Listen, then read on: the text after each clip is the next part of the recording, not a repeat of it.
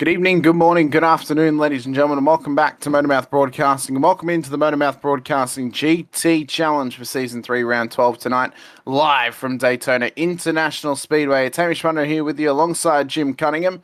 For the final time, we're together for 2025 as we go racing around the home of the Daytona Rolex 24, as well as the Raw before the 24. Be more to come on that later on in the show, as we have got that coming up at the beginning of 2026. We're a week away from Christmas Day, at least here in Australia we are. We're a week away from Christmas Eve in the US. It's currently Hanukkah as well. It's holiday season all around the world. We welcoming you in to watching along with us tonight as we go racing for 90 minutes around Daytona here this evening. Jim, it's a big night of racing once again. Daytona always turns it on for us, whether it's with NASCAR stuff during the Daytona 500 at the Great American Track, or whether it's for the Rolex 24 or even a shortened version of it. Oh, yeah, I agree. Good to be here with you. And first, I would like to take a moment just to say that that Australia has been in my prayers with the recent shooting incident that happened over there, and all of that. And I just wanted to let you guys know that we were thinking about you over here in America as well. But, yeah, now to move on. Yes, we are here at Daytona, and I am super excited. This is the season finale of the GT Challenge, and I am super stoked for this season finale. We still have the Pro GT3 Championship very much on the line. I believe it's just 3 or 4 points separating them. And I am really, really excited for what is coming next season. We're breaking out a bunch of new graphics and all types of things. It's going to be fantastic. So it's good to be here with you at the end of 2025, and looking forward to next year looming on the horizon.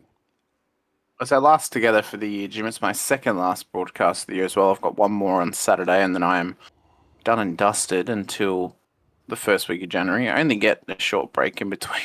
Very in between short. broadcasts. I go from Saturday, which I think is the 20th of December, and then I'm back on the 5th of January for a double show on the same day on a Monday. So it'll be a quick turnaround for me, but I will be enjoying every minute of my break that I get in between the end of 2025 and the beginning of 2026. Qualifying's underway at this stage here in Daytona this evening, as drivers are just setting their solo laps at the moment. Jim, Daytona is infamous for sports car racing, of course. The Rolex 24 been around now for decades at this stage. Yes.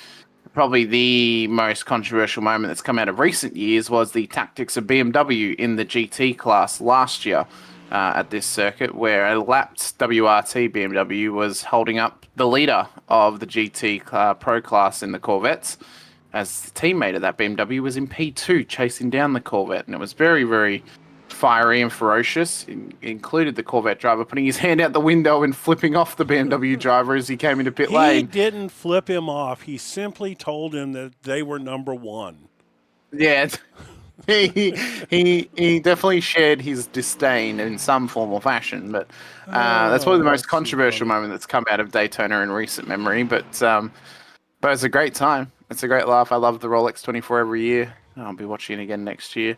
I love the Raw as well. It's great for sports car racing, and it gets even better every single year. And I think that the big challenge now will be, so talking about pre-show, is some of the changes that this track has gone through in recent memory. The change to the bus stop has made the curbs much more aggressive, and what that does is, at least in the fact of people who may have skill issues like me, it's dropped lap times by sometimes even up to 2 or 3 seconds because of how you have to reapproach the bus stop now to get as much pace through it and get the run off the corner as what you used to get when you could attack the curbs a lot more violently. I resemble that remark of lack of skill. Yeah. So, is it just my imagination, or should this Kurt Bassler not be a Pro-Am? He has got he's only got a 1500 I rating, but interesting. That's up to Jed to decide, I suppose. I mean, he's only 6/10 slower than him, to be fair to Jed. Okay.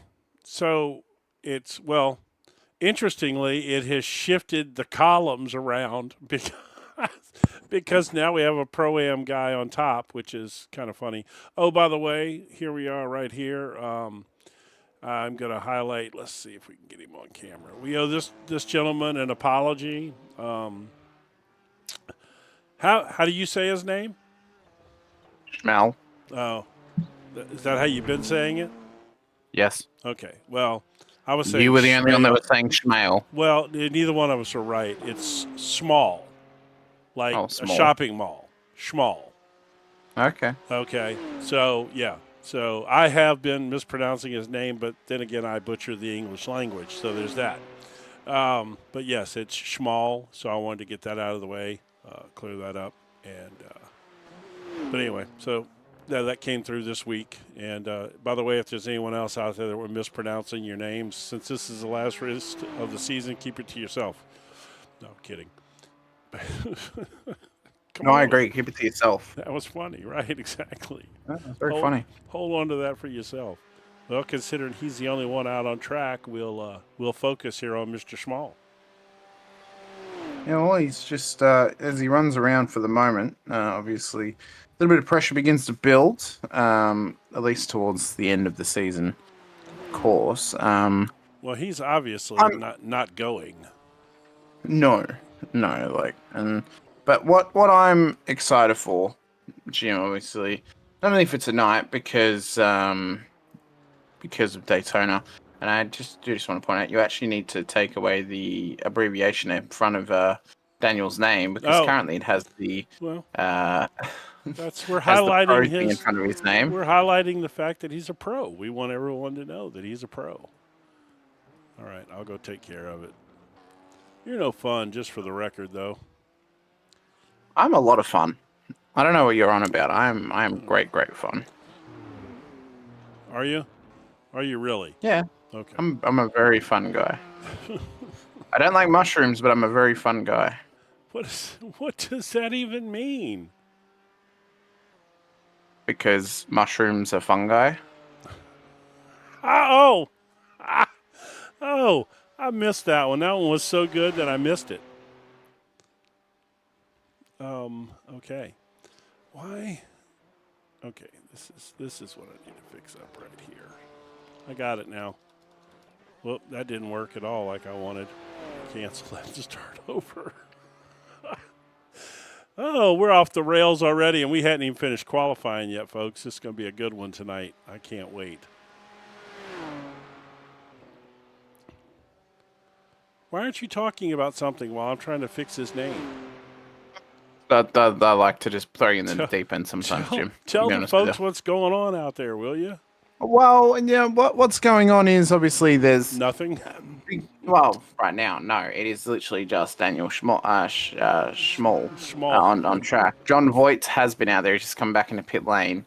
We're in solo qualifying, which is 15 minutes solo qualifying, by the way. And this is actually a message for Jed. Jed, if we're going to run solo qualifying, let's do maybe 10 minutes solo qualifying at 4 laps apiece, because that's enough time to get 4 laps in. Only do 15-minute qualifying if you're going to do open quali. That's from a league owner's perspective myself. Otherwise, you're giving people 15 minutes to do 4 laps, and they shouldn't need 15 minutes. They should be able to do it in 10. There we go. Look at that. D Schmall. Yes. Now we've got it. We have got a heap of chats there already as well, so thank you guys so much for joining us in the chat already. Ravastra is out there. Lance Campbell is not able to race today, so the GT4 champion Lance Campbell is not racing with us this evening. That's okay. He's already won his championship. He's ridden off into the sunset to go enjoy the holiday period. Yes. Eric Garcia. We did celebrate him last week, by the way. So yeah, that's right. Eric Garcia as well in the chat with us. Loving this group on iRacing. Can't wait for the next season. It's going to be a fantastic season as well. You don't even know. Some great circuits to come your way. Let's have a quick look, though, at Daytona here tonight and just see how the circuit looks from above and give you the run around the wonderful Daytona International Circuit as cars get out there for the warm-up session. It's all going to start on the tri-oval of the course, super speedway layout of the circuit. We then a run round into the braking zone at turn 1. Very, very tough area of circuit. Can easily get the rear end locked up as you come through if you carry too much speed. We'll see a lot of spins tonight through this corner, I'm sure. Can take liberties with track extensions as well at turn 1 just to get a nice wide run at a late apex. Then you're running it through 2 and 3. This is some switchback stuff for a first chicane running through here. You're coming right out past the pit entry. Now, you've got to be careful as you run around because as you come through 3 and past pit exit, you've got to try and get to the very left-hand side of the road. That can be difficult when there are cars exiting pit lane, so they're going to have to keep an eye on the mirrors. Then into the braking zone at 4, trying to keep your car as tight as possible to the inside of the corner, and then running it out wide across the yellow curvature on the left-hand side. It can be very difficult to keep the car balanced through there. Then turn 5, not a passing opportunity. Do not try and go past at turn 5. Leave it alone. Wait for turn 6 because you could cause a massive incident trying to go for it at 5. Where you can easily get up alongside and around them at turn 6. Another switchback hairpin. We'll often see a lot of drivers turn in either slightly too early or slightly too late. And what that leads to is they run wide and end up in the gravel trap on the left-hand side of the circuit. Then we get up to turn 7, the entry onto the bowl.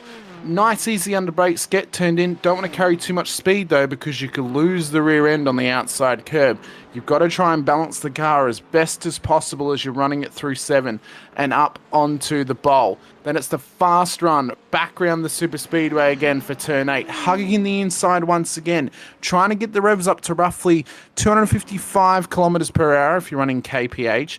Then you're switching into 6th gear. Then it's the braking zone into the reshaped bus stop chicane, now the Lamar chicane here at Daytona, running through turn 9 and then through turn 10. You've got to watch the curbs. You cannot ride them as hard anymore as what you could previously do because they will come back to bite you. You've also got to be careful of the tyre bundles through there. They are a brick wall and they will hold you up immediately. If you can get the run through 11, you get in the slipstream through 12, you can set yourself up for a move back down at turn 1.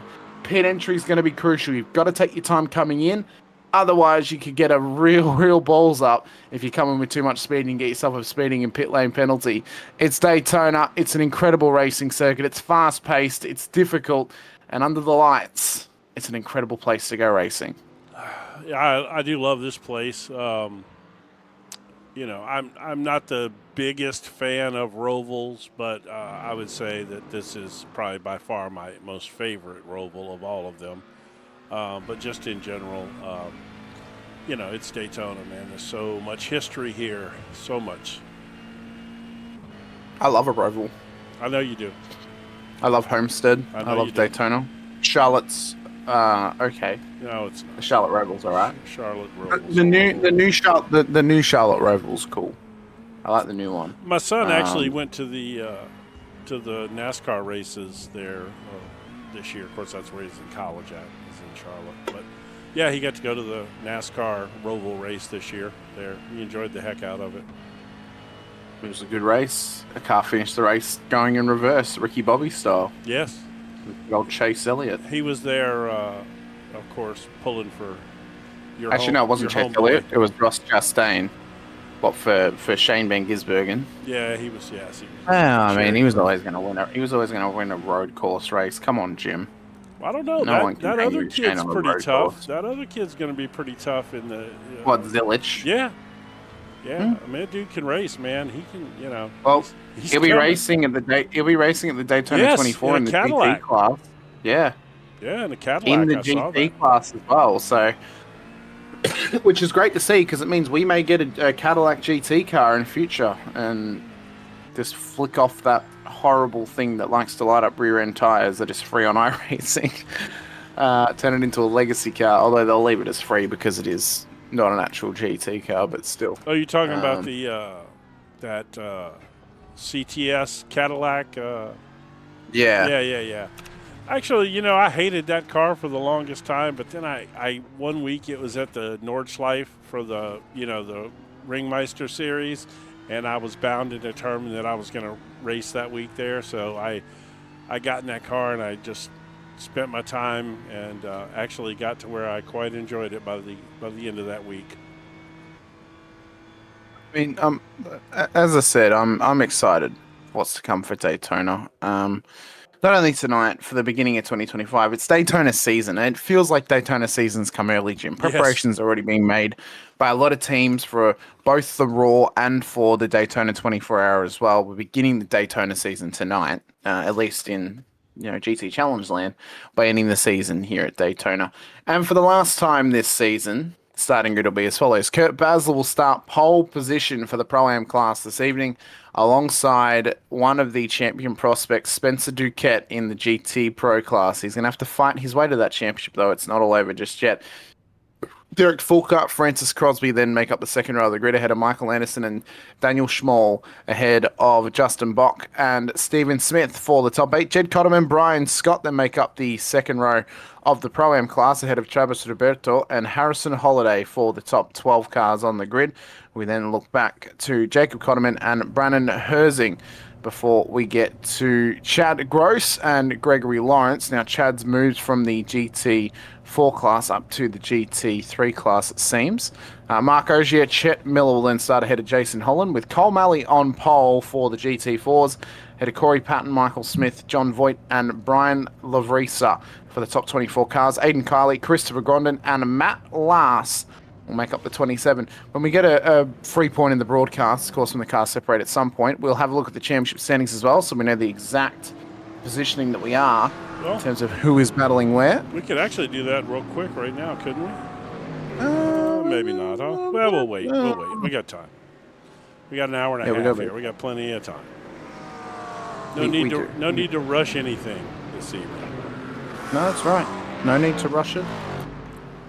As everyone gets themselves prepared for what is to come, and we run our way around. Realistically, we've only got a half lap behind the pace car. Did you send me a link? Because I didn't look. I did send you a link, Jim. Well, it's in the bubble chat. I'm so lost right now that I don't even know where the bubble chat is. So Derek Fulkart, Chad Gross look to be starting from pit lane tonight. Then they have not made the rolling start. The GT3s will get us rolling. The GT4s will be following them in behind, ready for their race start as well, with Cole Malley on pole position for them. Basler and Duquette, Porsche versus McLaren, as we get up to the start zone and we get prepped for Daytona, as the great American track is lit up once again with sports car racing bonanza as we run it down towards turn 1, and Basler's gone round. He's cracked under the pressure, and the race leader is off the road at turn 1. As through goes Michael Anderson and Spencer Duquette. There's now already been a change to the lead. GT4s have gotten underway as well as they run through turn 1. But Basler, my God, he will be trying to get out of Dodge here in Daytona Beach. Don't be surprised if he hops straight on a plane and flies home, because that was undoubtedly, Jim, embarrassing for him. Yeah, that wasn't the best. Hold on, folks. I'm going to get you your screen. Oh, Mark Ogier and Brian Scott as well are also off the track down at turn 6. So the first victims of running too wide at the second horseshoe have only just gotten back and underway once again. GT4's just starting to separate a little bit here, but they are battling away further back in the field. And we ride on board with the race leaders, Anderson, Duquette, and Bock, and now the leaders of the GT4 class as well, as Malley is steaming away from the GT4 pack. He's already out to a 2.8 second lead over John Voigt in his McLaren.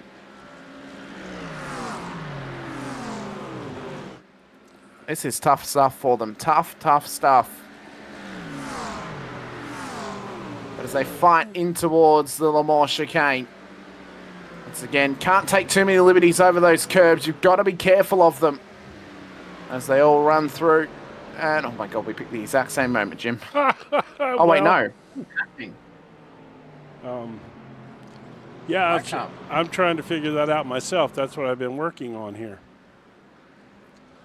So, I believe what happened was this.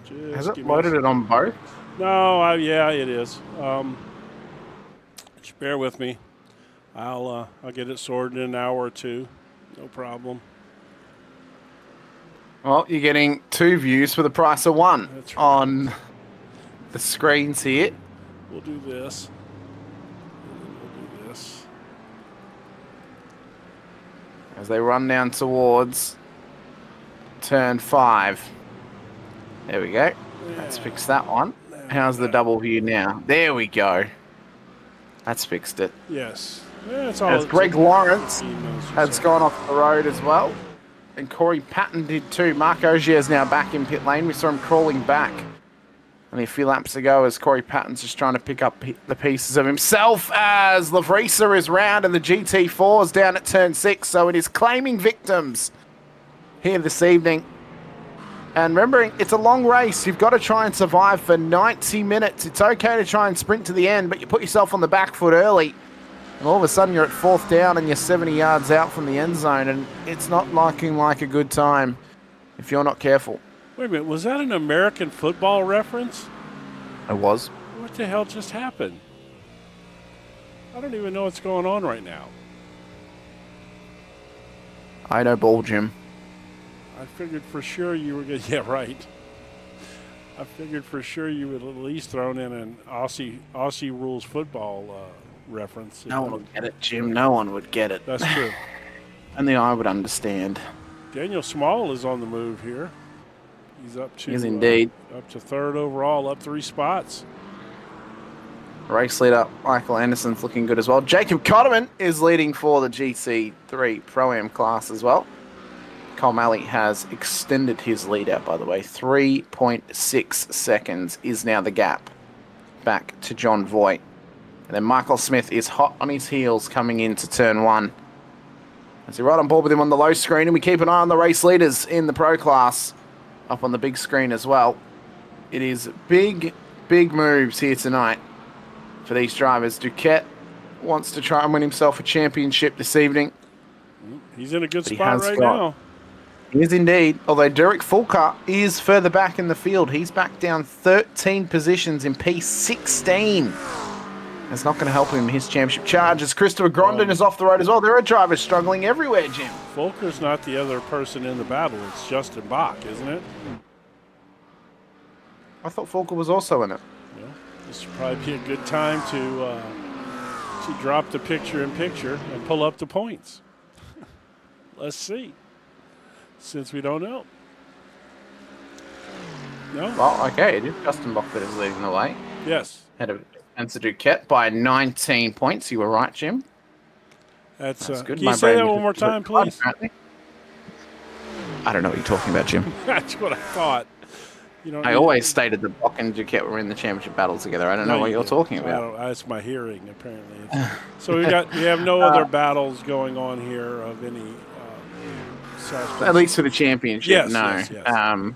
Second, third, championship is wrapped up with the Pro-Am, and obviously the GT Force is already wrapped up long ago. It's not going to be a 1,000-point win for Lance Campbell. As around goes Jacob Cotterman in the GT3 Pro-Am class, so that's lost him the lead now of that class to his father, Jed, as Jason Holland now also gets past him as well. So big pressure for Jacob now on his shoulders as he's just made that mistake. He's now going to try and pick things back up again and drag it along. As Justin Bach, who will hope to win the championship here tonight, has a 19-point bonus on his shoulders comparatively to the championship leader, Spencer Duquette. Do we know what the points difference is for each position, Jim? Because that'll help us try and figure out where he needs to finish in terms of beating Duquette tonight, aside from beating him on the road. No, probably not. We don't. That's helpful. See if you can research that. Put us on a good wide camera angle view of maybe Jed Cotterman or something. And Daniel Small, sorry to interrupt, has just gone off at the bus stop. That was certainly a rejoin. Oh, my God. That was certainly a rejoin. That puckered me right on up right there, just that rejoin. Jesus. So he came through the Lamar chicane. Try and get you a better view of it here. Clip the curb. Got the other bit. And it just went. That's a big lick, too. That's going to require some work. The front end didn't look too bad. Yeah, It was but okay. still. Well, it must have There could rattled be his brain there, because that rejoin wasn't the sharpest I've ever seen. No. But he continues on. We'll keep an eye on him throughout this next period of this race. I'll try and do some digging. investigative skills. I'll have to try and see if I can find where the points are, like where they get uploaded. Otherwise, I'm going to have no idea. Actually, I'm trying to think if I made him use SimRacer Hub or not for next season, so that we can use all of our fancy stuff we have. So my question is, while we're sitting here watching the race, and it's still very early on, we're literally not even 10 minutes into a 90-minute race. Justin Bach back in 6th place. Is he playing it conservative and he's just trying to stay out of trouble and he's going to wait and see what happens to Spencer Duquette? Because based on the fact that they have over 3,000 points, it would indicate to me that a high number of points could be earned each week.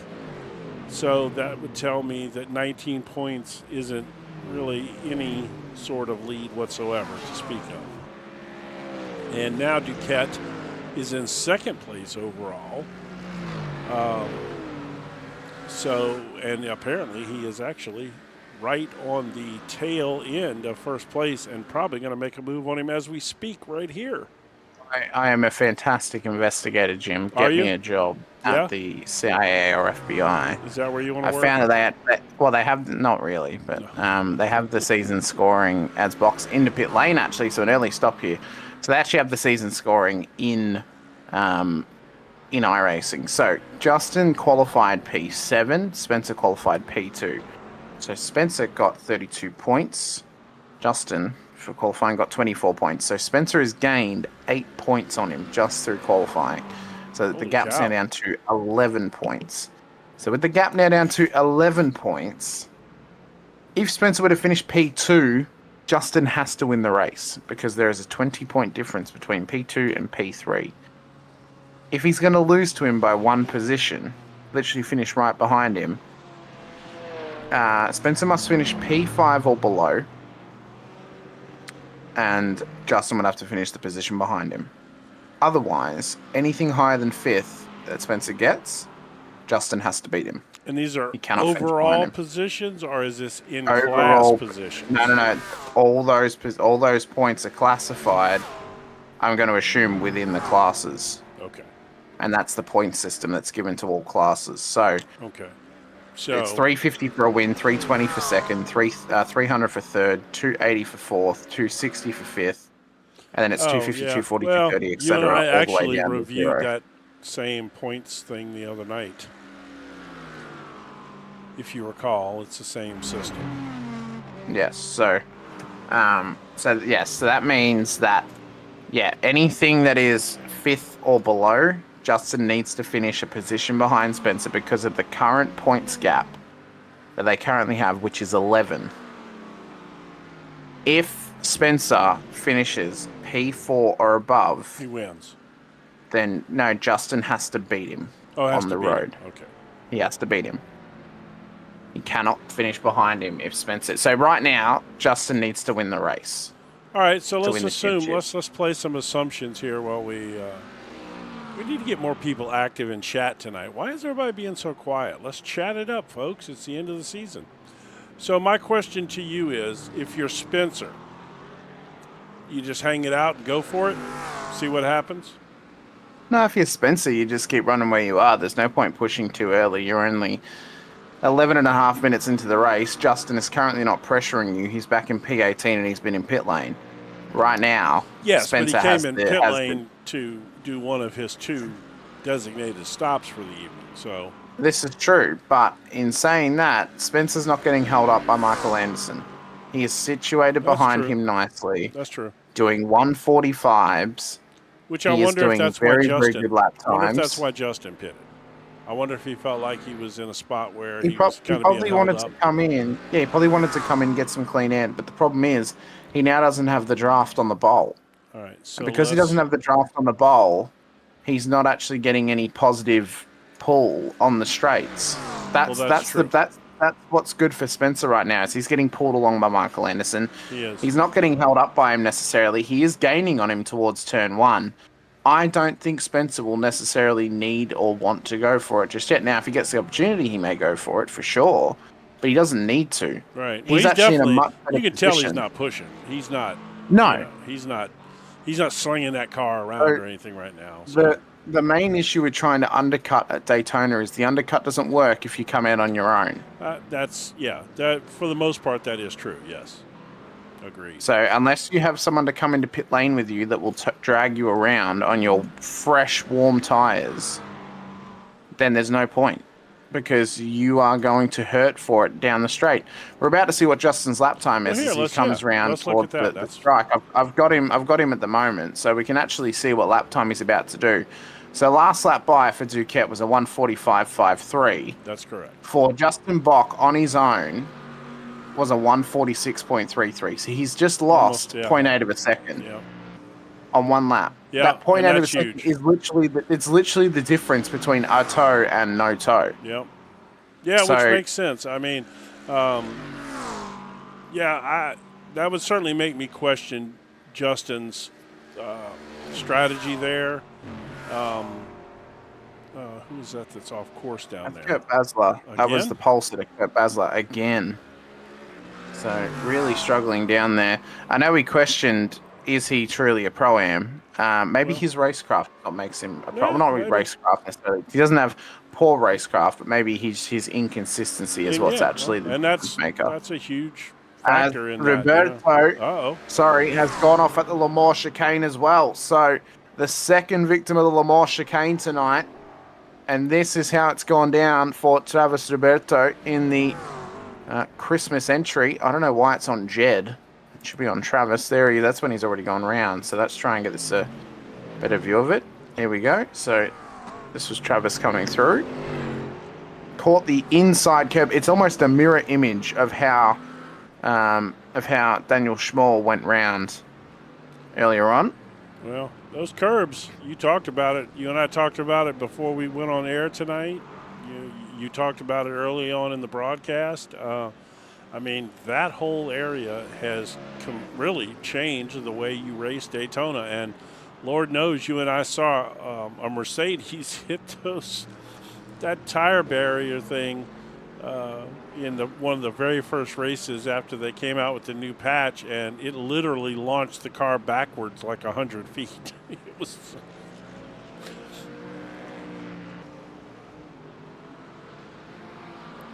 Well, it was a deadly incident when it happened. Oh yeah. And you guys can. I think we have it as a reel on the channel, so go and check it out. Yes, it's definitely made it for a great reel. And for those of you who are interested, it was Daniel Pino that hit it, actually. So a name very familiar to people in this league. Well, we'd love to see Daniel on track in this series because we know what Daniel can do. In terms of on track, I would love to. Want to see yes, him no, I would love to. I love Daniel. Love Daniel. I tell you what, though, there's gonna be some tough competition over here next season, man. We got a lot of these guys from Bite Point Racing that have come over here. And by the way, not only are we doing this league again next season with a slight bit of a name change involved, and we are also going to be doing the Bite Point Racing, for lack of a better term, I'm calling it the Sports Car Challenge. Bite Point Racing Sports Car Challenge. Why not call it the European Le Mans Series? Because they're running LMP2 and GT3. That's true, they are. That's what European Le Mans run. Oh. Well, that would be up to them. Well, it will be up to them. But I think maybe we'll chat to Francis. It would probably not be the best time to call it the European Le Mans Series since we're running all America's tracks. Okay, ready, Jim? Ready? Yes. The American Le Mans Series. Oh, there you go. Because it was the same, but in America. Oh, I see what you're doing there. I see what you did there. It was the exact same. That was clever. That's what it was the same. The American Le Mans Series and the European Le Mans Series were both the same series, but on different continents. Right. They ran the same type of cars, LMP2 and GT3. I didn't know we had that even. Yeah, it was like during the mid 2000s of IMSA, they had American Le Yeah, Mans I series was as well. working back then. Hmm. That was back in the day when I actually didn't have time to pay attention for a while. Well, we can see at the moment, Michael Anderson, Spencer Duquette, they've only just caught the GT4 traffic, by the way, so they're just starting to filter through Aiden Kiley, Brian Lavrisa, and Matt Lass. At this stage, we're right on board with Jed Cotterman as well on the entry to the Tri-Oval as he chases down to Stephen Smith, who's P4 in the Pro class here this evening as well. I want to see Jed fight away with the pros next season. I think that'd be good to see the start of 2026. Probably not going to happen, is from what I've gathered. He says that the level of competition is maybe there should be a pre-qualifying. Yeah, maybe, huh? But anyway, I wanted to pop in on where is he at? You know, I just wanted to let's see. I wanted to pop in on Harrison Holiday here, just because he clearly is. Oh, there it is. I was going to say he's clearly sending a message. That man is in space. He's focused. He is focused. Like an astronaut, Jim. He is. He is focused like an astronaut. He is on holiday right now. He is on holiday right now. That's probably why he has that little floral. As I've just seen as well. Sorry, race leader Michael Anderson has made a mistake, and he's actually lost the lead now to Spencer Duquette. I was busy. It was a minor moment at turn 7, a little spin, and that's cost him the race lead. So now, if you're Duquette and you're all on your lonesome, big lonesome. Now I know that Bok doesn't have any tail at the moment. He's 9.8 seconds behind the car ahead. If Spencer's got a spotter with him or a strategist, you got to watch now for when Bok has a tow. When you see the Bok has a tow, that's when Duquette needs to come into pit lane. Well, because Bok does have a tow right there, doesn't he? Oh, no, he doesn't. He's 9.7 seconds behind the car ahead of him. Well, so who are you showing on the bottom then? Well, this is Crosby at the moment as he battles with this big pack of cars. So there's no one else around him from another class or anything? Nope. Oh, my gosh. Look at that scramble diving into turn 1. Oh, my God. Massive scramble of cars. Big gaggle of cars as well. That was a gaggle, indeed. Oh, bit of a door from Schmall to one of the GT4 cars. I think that might have been Matt Lass. How did you make in that the rhyme? Mustang? I just naturally rolled out of my brain. For Schmall. Sorry, I'm off the rails tonight. Bad. My brain is a tongue twister, Jim. That's what it is. So Justin Bok at the moment is still on his lonesome. So at the moment for Duquette, he's fine. He can stay where he is. But once if Bok gets a tow, okay, but from wouldn't this at all, be the perfect moment for Duquette to come make that first of his 2 pit stops when he doesn't already have a tow? No. So the reason it wouldn't be, Jim, is because of the fact that he's on his own and he'll end up in the mid-pack, which will then actually slow him down. He's got clear track ahead of him at the moment. Right now, they are net neutral. Yes, because they're net neutral, Bok's not gaining anything on him, and he's still lapping faster than Bok. He did a 45.99 the last time by. Bok did a 46.58. He's not losing time to him. No. At the moment. So for Spencer, he's better just to stay where he is, stay out there and push on, because Bok's not getting any pull from anybody. Now, is he gaining time on the car ahead? Yes, he is. He's down to 7.8 seconds, but that's because his lap times are faster than Greg Lawrence's. So yes. So eventually he will pull into. Eventually he will pull into a tow range. Yeah. But that's 7.9 seconds down the road. That's when.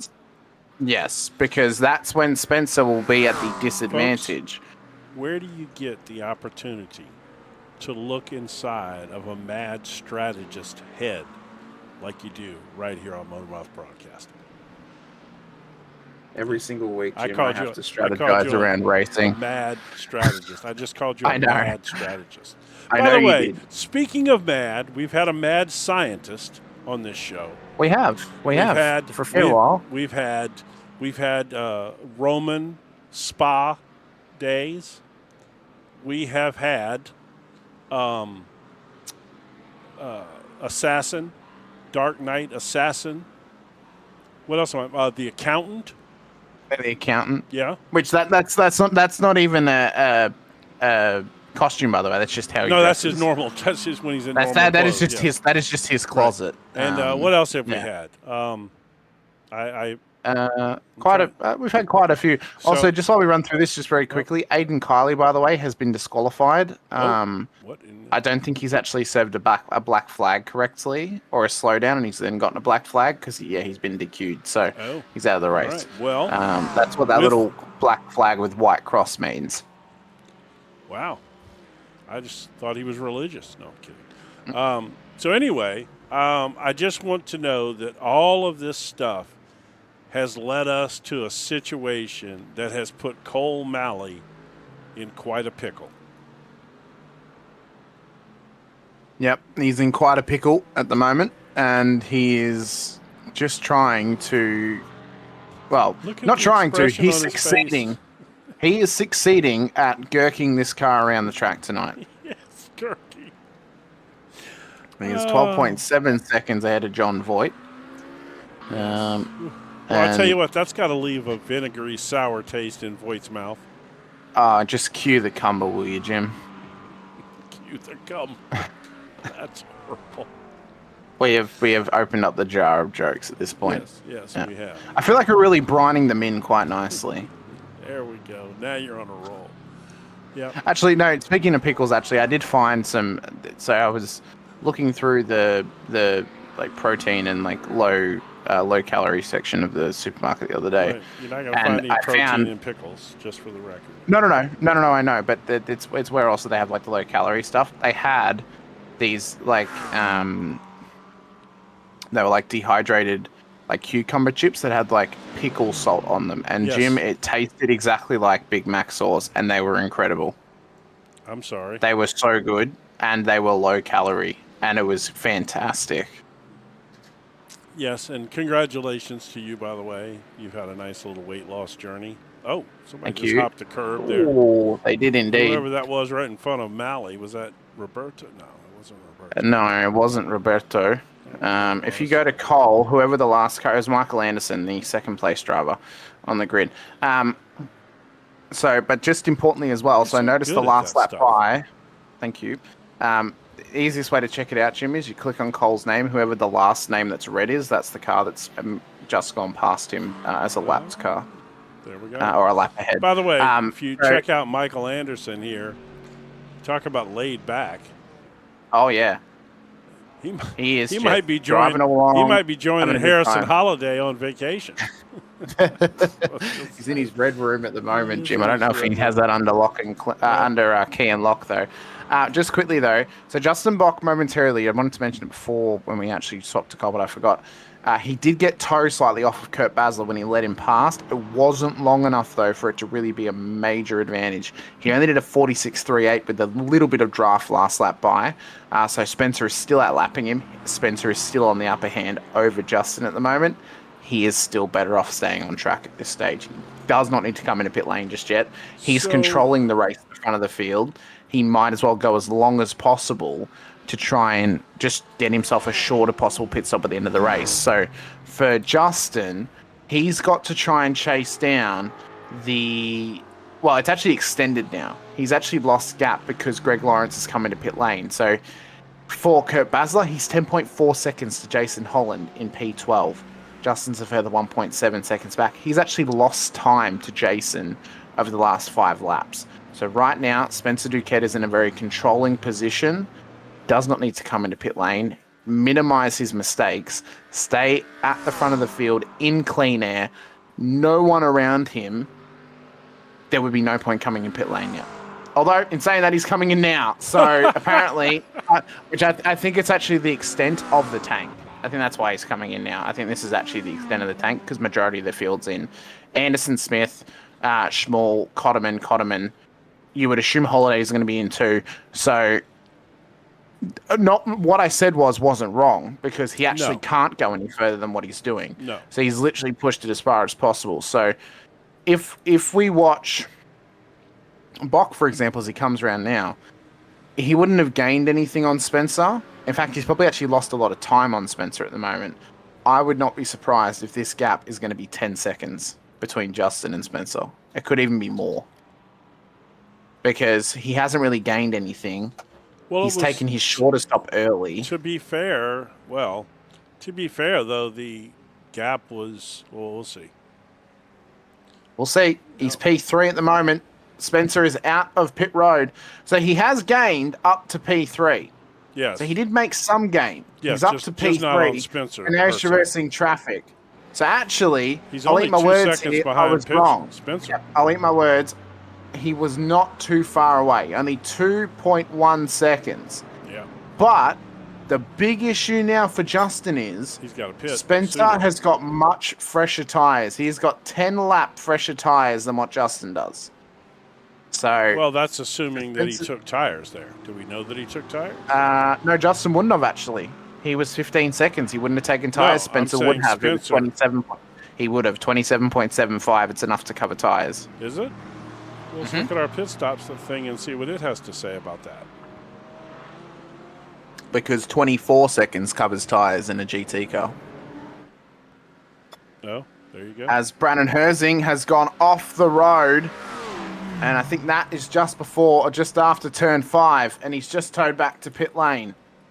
So let's have a quick look at how this has happened to Brandon Herzing. So it comes through the first of the horseshoes, loses the rear end, and it goes round on him. That's a beautiful car. That is, I was going to say, that's an absolutely gorgeous livery. That is a gorgeous livery. Yep. Just parks up and tows back. So I'd assume he's maybe just gotten a little bit frustrated. Cole Malley, by the way, Jim, is only just exiting pit lane. He's been in for 2 minutes and 53 seconds. What? So the race leader of the GT4 class is only just exiting pit lane. What in the world happened to Cole And I Malley? think we need to ask him what has happened. No. No, we can. He has the microphone next to his name. We can talk to him. All right. Well, okay. Let's do it. I can't drag him though. He doesn't let me. It doesn't let me drag him. So we're gonna have to talk to Jed about that. Where's he at? To get the ability to drag. He's in league race group chat. Let me see if I can pull him in. Nope, I can't pull him either. So. Okay. All right. That's fine. We'll talk to Jed about it. Get it sorted. So what we can also see as well now is Kurt Basler, by the way, is back into the race lead. So, but he pitted on lap 1, so he'll need a pit stop very shortly. So this will only be, in due time. He'll need to come in. Box also getting past Duquette. Oh. So, championship lead is back in the favor of Bach. But in saying that, he'll need to come into pit lane again.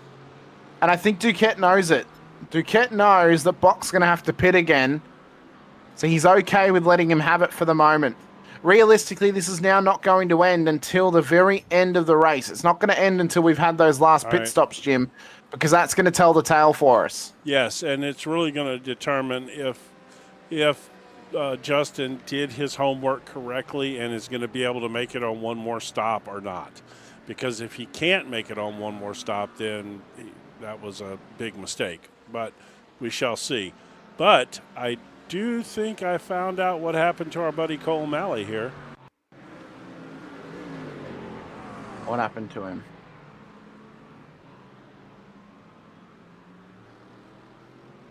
Well, that there... he pretty much got served. I'm sorry, Daniel Schmall. That there is one of the worst pieces of traffic management I think I've ever seen. What in the world? All right, let me figure. Where's Small at? Okay. Can we ride on board with Daniel through that corner and just think through the thought process of why he's just drilled a GT4 car? Yes. Well, maybe, possibly, potentially. He's coming up at turn 5. Plenty of time, plenty of gain, and he just drives into him. He had time. He's just served him. And Cole didn't even touch the brakes there because his brake lights never lit up. No. That there... That's egregious. That is actually just egregious. Pretty egregious, yeah. All right. So, yeah, let's look at it. Let's see if we can do that one more time. So can we slow it down, Jim, as well? So if we can slow it down, that'd be good. Okay, that's fine. Whoops, too late. Hang on. I'll find it on the small screen because I'll be able to pause it and just talk through it for a second here, actually. So let's go back to main. I'll find it. What was the timestamp on that incident, Jim? Just so I can find it. Lap 14, 28, 11. Yep, I found it. Okay, here we go. So there's Cole. Let's find Daniel. There he is right there. So let's just talk through this for a second. So he's coming up to turn 5. We mentioned at the start, turn 5, not a passing opportunity. So we can see Well, one of us just did. ahead of us. That was you. Well, I did. As someone who's raced many times at Daytona, turn 5 is not a passing opportunity, as much as you'd like to think it is. Brian Scott's had a moment as well, as we talk through this incident. Oh, minor little scuff. So as he comes in through turn 5, you can see here there's gap to the left-hand side. He's flashing Cole to let him know he wants to come past. So there's gap here on just to the left of Cole's car. In the mindset, you'd think, okay, Cole's probably just going to stay to the right and let him go to the left. I think Daniel believes that Cole is going to come to the left and he's going to try and go right to go past him. So as he comes through, you can see Cole's beginning. There's the brake lights there. So Cole's gone to the middle of the track and he's braking his regular brake marker for this corner. Right, he's braked at his regular point for this corner. Yep. There's the brake lights right there. And Daniel isn't prepared to move out the way. At this point, he didn't think, oh, the GT4 car is going to have to brake earlier than me, and I haven't actually gotten alongside him yet to go for the move. So now there's a little bit of onus here on Cole. I'll say that. There's a bit of onus on Cole here because he has put the car in the middle of the road. Nowhere for the GT3 car to come past. He could have just stayed to the right and braked. But that's not his job. But that's not his job. The job is on the onus of the GT3 car to get past safely. Now you're flashing him through this corner. And okay, go ahead. I got opinions, but I'm gonna wait. Go ahead. No. That's fine. That's fine. No, because we have the ability to break. No, I'm agree with you, but yeah, but yeah. So he's braking and he's braking at his regular point, and then he's gotten drilled. Yes. So the point is, you're coming up with a GT4 car which brakes a lot earlier than what you do. Right, because they don't have big old racing brakes on them. You're probably 2 car lengths back. You're not even 1 car length back off of him, and you're wanting to do it at turn 6. Just have a little bit of patience. Give up the 10 seconds to, not even 10 seconds. Give up the 2 seconds it takes to brake a little bit earlier, and wait until after the corner to go past him. Well, right. You could, as soon as you come through 6, you can make the pass, and you got the, or you could even be more patient than that. Oh my goodness, was that Crosby that just went around? It was indeed. It was. Crosby just spun it there. So yeah, that's my little. So that's my little take on breakdown. that is okay. First of all, we're 35 minutes into this race. Got an hour left. How about just wait till we come through turn 7 and you just pass him on the big old oval when you got more horsepower than him?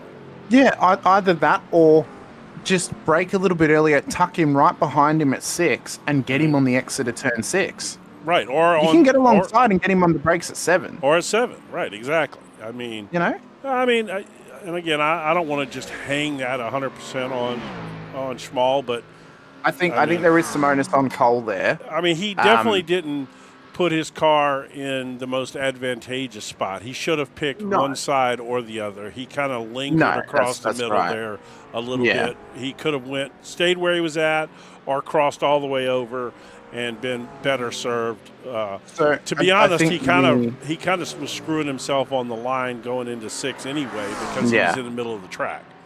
Yeah.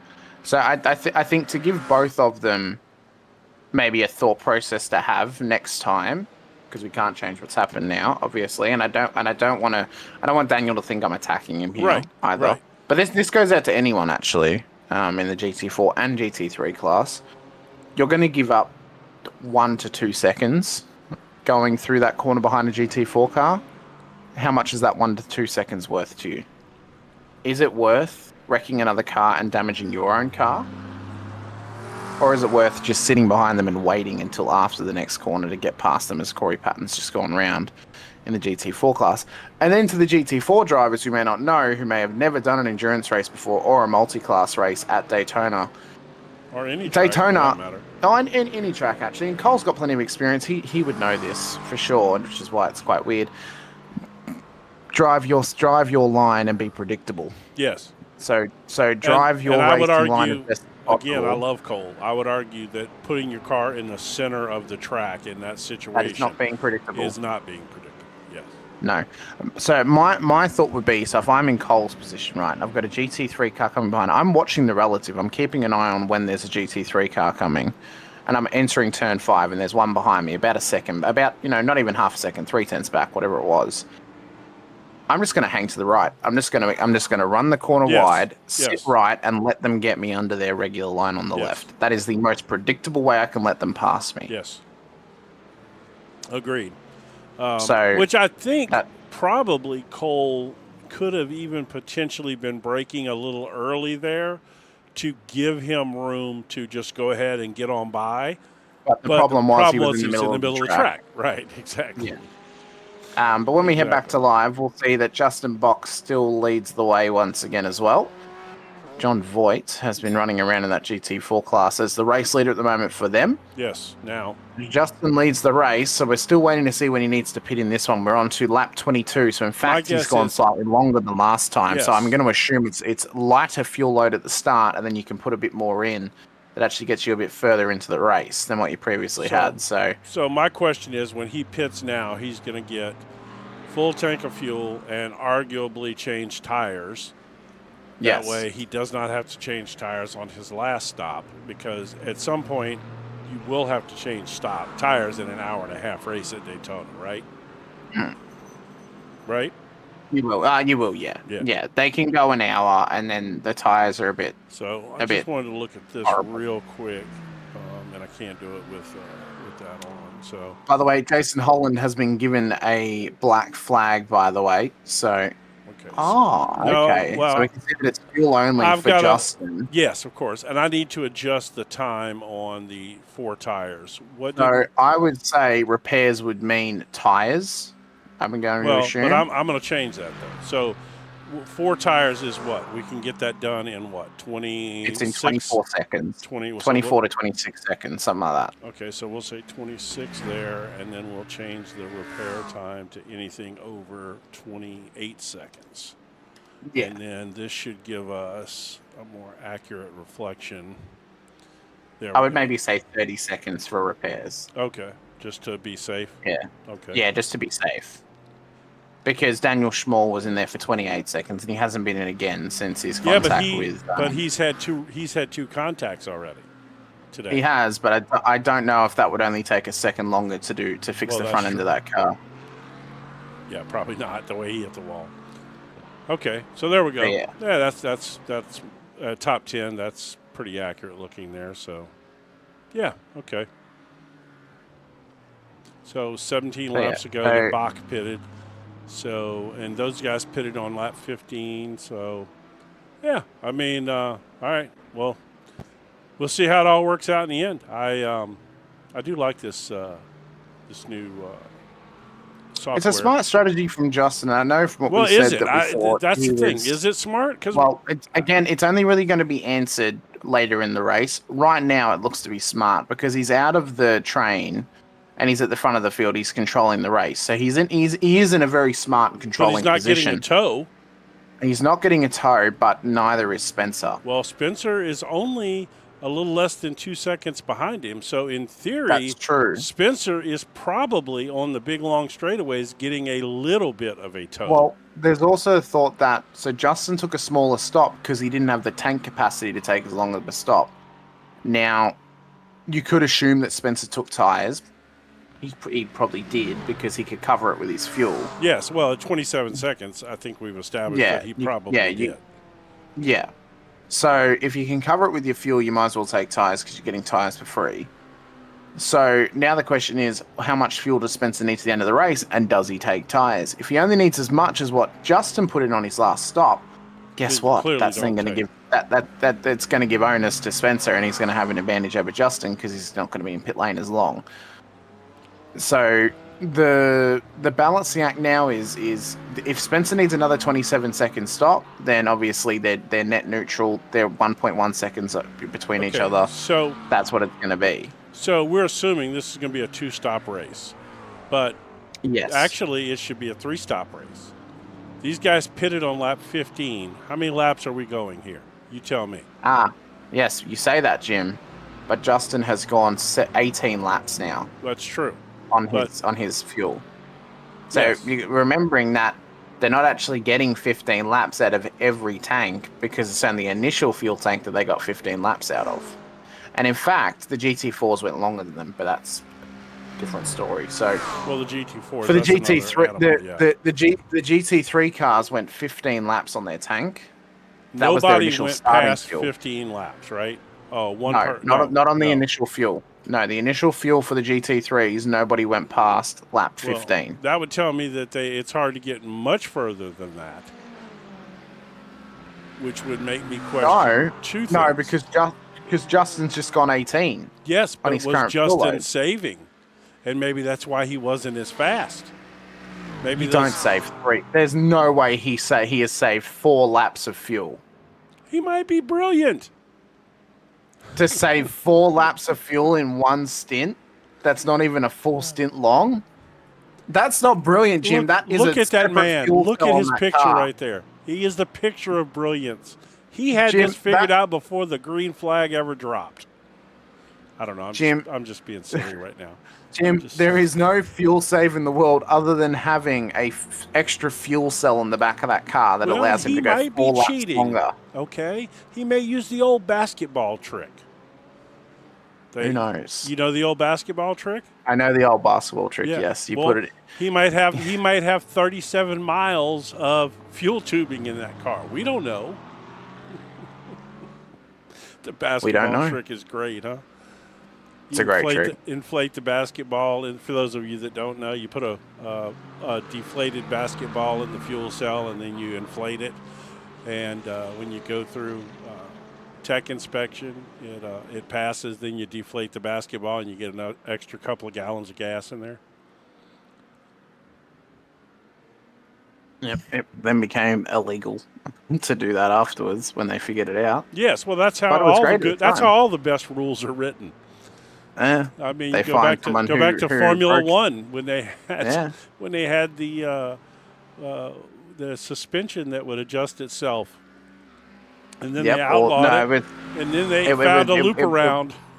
Yeah, and then they had the automatic tow-in, or not the automatic tow-in, but the tow-in adjuster on the Mercedes where they pull the wheel towards them and it turns the wheels in, so then they get better turning on the corners. Yes, I forgot about that one.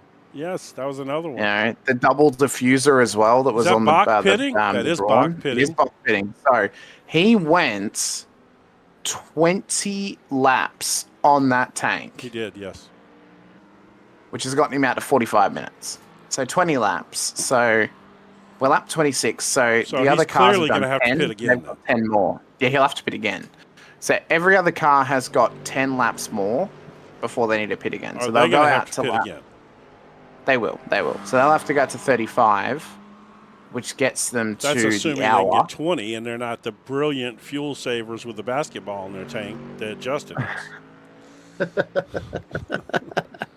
It's the Aston Martin secrets. It is. Hey, look, baby, you got Adrian Newey over there now, okay? They ain't no telling what kind of tricks they're coming up with at Aston Martin. The only trick they ever need is get rid of Lance Stroll. That's the only trick they ever need. That's coming. Don't kid yourself. That's coming. Now that Newey is in charge, he will not hesitate to fire Lance Stroll. Well, I don't think it's going to be that, okay? It's going to be a deal where Lance decides to step down and he's going to take a CEO or assistant CEO type position with the Aston Martin Corporation, and then he's going to potentially race GTPs or something on the side as a hobby. Oh, that GTP car will get destroyed if he drives it.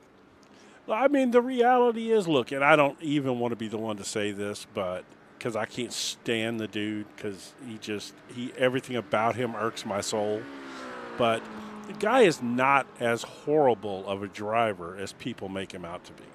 He is relatively fast. That's not saying there aren't hundreds of guys out there who are faster than him and more deserving of that seat. That's irrelevant. But the reality is the guy is reasonably fast. He's faster than he gets credit for. He's reasonably fast, but he's getting beaten by his mid-40s teammate in Fernando Who Alonso. was also incredibly fast and a two-time world champion. And had he been positioned in the right spots at the right time and made the right moves, he probably could have been a four-time champion. Honestly, he probably should have been a three-time champion if not for Lewis Hamilton's shenanigans. Yes, for sure. I wasn't going to get into the details, but yes. So, I mean, to say he's not being regularly outrun by his teammate either. He got out-qualified by Fernando in every single race last season. He may have, but, it's not always about qualifying laps, It's not, but he also, I don't think he actually ever even beat Fernando on the road when Fernando finished his races. Hey, you're killing my argument here. Will you shush? I'm giving good counterpoints to you. No, I think he's out. Certainly, probably not this year. Obviously, but my guess is I in think 2020, Honda will want Yuki. Well, I think it's going. I think Honda wants somebody else. I think Honda wants a guy with the initials MV, and I think that Stroll, Lawrence, has already said that he would make an offer to Verstappen in the tune of $100 million a year to come to Aston Martin. So you got Newey, who he's comfortable with, you got Honda, who he's comfortable with, and you got Red Bull, who now does not have Helmut Marko there anymore, and he probably wants to get away from anyway. So that's a legitimate thing that could happen in 20. I'll tell you who else Honda will want. So if Honda won't want Yuki Tsunoda, who's actually incredibly overrated and should not have replaced Liam Lawson in that in that Red Bull car. No. If Honda don't want Yuki, they'll want Iwasa. No. Yeah, they'll want Iwasa. You talking about Iwasa, the backup driver for Haas? Yeah, the Japanese former Formula 2 driver. No, he's like 40 years old. No, he's not. Iwasa is not. Iwasa is like a young driver. Oh, I must be thinking of the wrong guy then. But now, man, they want you. They're going to want Verstappen if they can make that happen. Ayumu Iwasa is 24 years old, Jim. Well, that's like 40 by today's standards in racing. He's the backup driver for Racing Bulls. Oh, for Racing Bulls. Okay. No, I was thinking of the guy who's backup driver, the Japanese guy who's backup for Haas, and he's like 40 years old. Are you thinking of Sato? I don't know. The guy's like 40 years old. I don't know. So, just to confirm as well, we're getting some earlier pit stops here from Roberto and Holland. So, well, didn't they pit Holland's earlier? coming in for his black flag. They did. So, Holland's coming in for his black flag. Roberto's in again. Why does Jason Holland have a black flag? I don't know. Maybe speeding. Maybe slow down that he didn't serve. Oh, he already pitted. Oh, no, maybe not. Let's see. Holland. Where's Holland? Well, he's actually taking service, so he's not actually serving the black flag. He's not serving a black flag then, which means he's going to have to serve it at another point. He's going to have to come around again, and he's going to have to drive through.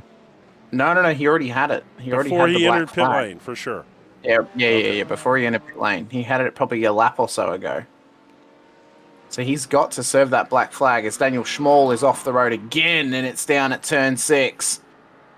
So Schmall has been off. Sorry, down at turn 4, sorry. So down at turn 4, Schmall has been off the road again. Turn 4 is to be as mild-mannered of a corner as it is. It will sure flat spin your butt around. Oh, yeah. It's just this little 90-degree, right-hander, no big deal, Got a Ferris wheel in the background to distract you. And, oh, by the way, we're going to wreck the shit out of him. So Aiden Piley's been in chat. I got absolutely memed with that DQ. Aiden, how did you get DQ'd? What did you do to get DQ'd? Yeah, tell us.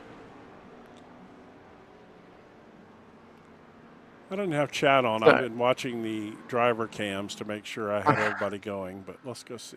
make sure they're all working properly. So, Schmal's now being put under pressure here by Stephen Smith as they enter the Lamore chicane. Michael Anderson's being pressured by Jed Cotterman as well for an overall position at this stage too. So Jed, is leading the GT3 Pro-Am class, the prospective GT3 Pro-Am champion this season, pressurizing for P4 on the road overall in this race as he continues on. These are our two closest battles on track at the moment. Currently, we are without 6 cars on track. So 6 cars we have missed out upon, or not missed out upon, are out of this race. Mark Ogier, Francis Crosby, Chad Gross, Brian Scott, Brandon Hersing, Aidan Kiley are the 6 cars we are missing at this stage out of the initial 27. So we are left with 21. We ride with Stephen Smith at this stage of the race as he follows Daniel Schmal. We have crossed over the halfway point of the race as well. 53 minutes out of the 90 that we are running here tonight. As there's a little bit of lap traffic to be dealt with for the GT3 front runners at this stage. Holland is back into pit lane, or he's been in pit lane for 2 minutes and 50 seconds. So it appears that he actually served a stop hold penalty. Roberto has been in for 3.5 minutes at this stage of the race as well. So there's been some big fixes ongoing to their cars here throughout tonight's event once again. So as they continue to race along, you can see that Smith is just trying to hang with Daniel as best as possible, but he is beginning just to lose a little bit of time now up to the other BMW in the GT3 field. Both of them running top 3 at the moment. Will the front engine cars be the onus and the preference thanks to the BOP come the Daytona 24-hour? There's been a resurgence for the M3 Evo since it came out into iRacing and it got its upgrade only a few seasons ago. The Mercedes is on a resurgence as well, and of course the Mustang has been the car of choice for a lot of drivers throughout Season 3 and Season 4 of iRacing of 2025 into Season 1 of 2026. Will it be front-engine dominance once again? Or can the mid-engine cars return to form, including the McLaren, the Acura, the Porsche, which has always been good? According Aston to Martin. someone I know, it's going to be the Corvette. Could be the Corvette, Jim. Could be the Corvette. Fresher tyres now on board that car, which helps it out. The Lamborghini's tyres as well. That car can be a rocket ship too, thanks to its tyres now. It really bums me out that the Audi is not going to be out there anymore. Oh, no, it is. It's just going to be out there in the form of a Huracan. Yeah, but that's not the same thing. It's the exact same car, Jim, with just a different shell. shell. I know that, but it's a different kind of statement. A guy who drives an Audi is not the same kind of guy who drives a Huracan. I would argue they are if it's an R8. I disagree. If it's an Audi R8, it is. If it's an Audi S10 or an S3 or something, then you're a bit of a Cole Malley type, I would say. Bit of an accountant. No, see, Cole Malley is exactly the type that would drive the Audi A8. Exactly the type. Accountant, he makes an good S10. money. He's an accountant or a scientist or something like that. He would get a V8. He would get an 8-cylinder S10, or hell, even the Mercedes he's driving in the GT4 class. He'd drive one of those as a road car, I'm sure. Well, that's true, but the Audi as well. I think not as much a Huracan. I don't see Cole being a Huracan kind of guy. No, I don't see it either. Maybe if they brought out a modern Quattro, he'd drive a Quattro. Yeah, well, that was a great car in its time, boy, let me tell you. It was a great car. Very, very dominant, of course, across the rally landscape in Group B rally, as Jed has now just gotten past Michael Anderson. I don't think Jed can really swing that he should be a Pro-Am. Honestly, I think we need some pre-qualifying, Jim. I agree. And it should be held at a track that they've run this season, so then if people can't take part in qualifying, when pre-qualifying, they can just pull their qualifying time from this point of the season. So I don't disagree with you. I think that he probably should be. But I will say that, to me, if you win the championship in Pro-Am, you should move up. That's just nothing against Jed, just personal opinion. If you win the championship, even though you had to beat and batter your son to win the championship. I'm sorry. Did I say that out loud? I didn't mean to. In case any of you were looking for evidence, wait, what? Who's that? Oh, that's right. That's his son with a broken collarbone. All right, that's the last week I get to do that, so I had to get one more shot in there. Sorry, Jacob, the cripple. By the way, Jacob's camera's not working. I don't know why. It's showing up on my other screen, but it's not showing up on here, and I think it has something to do with his wide angle. He's only got one arm, Jim. No, he's got two. I promise. I'm watching him. I would like to know what happened to Aiden, though, with how he got memed on that DQ, because I'm sure it's probably a good story. Maybe he did serve the slowdown, but it didn't classify him as serving. Well, I've actually had that happen one time, and it sure pissed me off because it DQ'd me out of an official that was kind of important. And in case you have forgotten, I just wanted to say that while we have 27 cars on track, I just would like to state for the record that not everyone is here with us. No, there are 21 cars left on the road. Only 20 drivers are with us though at the moment. At the maximum. Maximum, yes, maximum. Who was the other one that was? I'm trying to remember. Michael Anderson, maybe. It was Michael Anderson. You're right.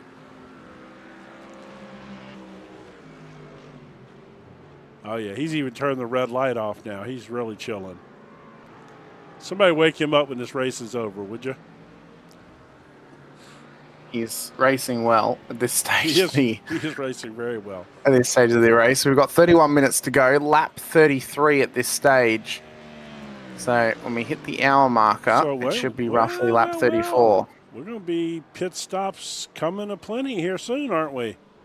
In the next few laps, we're going to get some pit stops happening, and it should be the final pit stop of the race. We know that they should make the hour mark on this fuel level that they had on board their cars. That was a car round at the exit of the bus stop that was just avoided.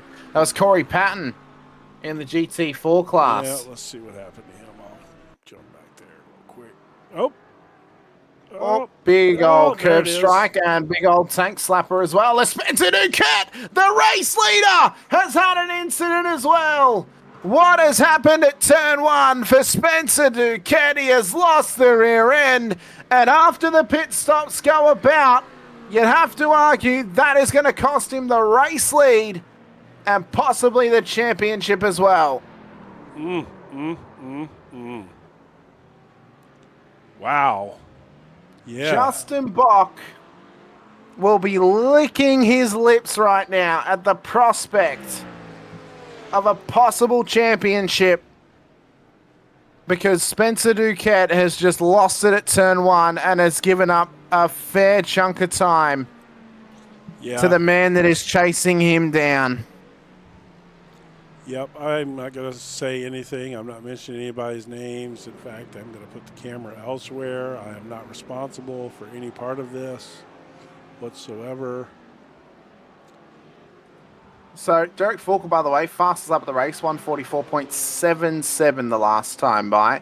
We've now got 19 cars left on the road in this race. 18 drivers are still with us. That is such a good-looking Mustang he drives. It's a great-looking car, isn't it? It's a beautiful color as well. Yes. I'll tell you what.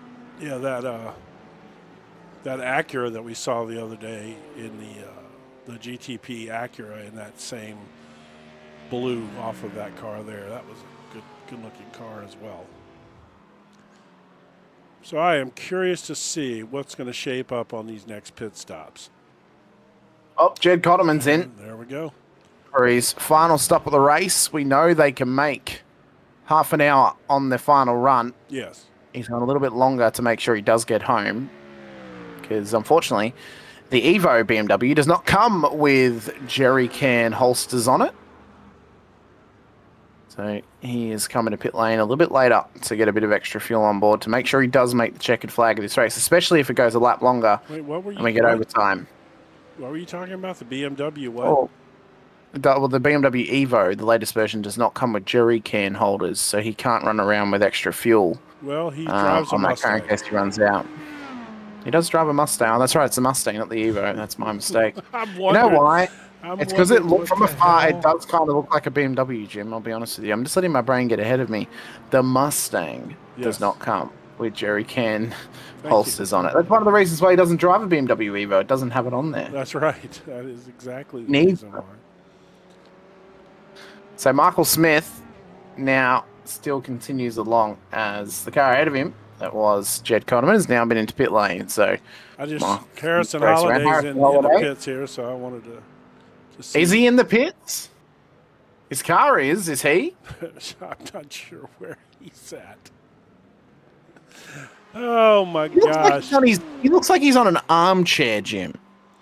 Yes. Well, I think he actually, if I'm not mistaken, I popped into their chat after the race last week to say hello because he is part of that group from Bite Point Racing. And they were all giving him a hard time about his situation over there. Like apparently he's propped up on a couch with a pillow behind his back or something. I don't know exactly. But Jim, it looks as if Harrison has just gotten one of his friends to have a webcam in front of them with a headset on as they sit in his lounge whilst he drives, and they're just there not knowing what's going on. Well, that dude is the most stable guy in history then because that webcam hasn't hardly moved. So, most impressive. So, all our lead group here is in, of course, including Duquette. With the exception of Justin Bach, who will... we'll see where his pace takes him. So Duquette is just exiting pit lane now, by the way. So 23.23 seconds. So that could be enough for tyres. It's very, very rough in terms of amount of tyres for amount of fuel. But is that enough for him to stay ahead of Justin Bach? Well, he's exiting pit lane now. And he's got plenty of time between himself and Justin. So that spin has actually saved him here. We need to see if he went up on the jacks. That's what I'm trying to do. But if he didn't go up on the jacks... I have no clue what I'm doing, but it does not... It's only Phil. He took no tyres. Yeah, it does not look like he took tyres. So he deliberately did not take tyres to have track position over Justin Bach. Yes, that is correct. He did not take tyres. And now we mentioned that the strategies would come together again. Yes. Spencer going long and Justin coming in a lot earlier than him has come back to bite Justin now because now he is 11.2 seconds behind Spencer Duquette. Yes. And he had to take tyres. So inevitably he had to give up time because he needed tyres. Well...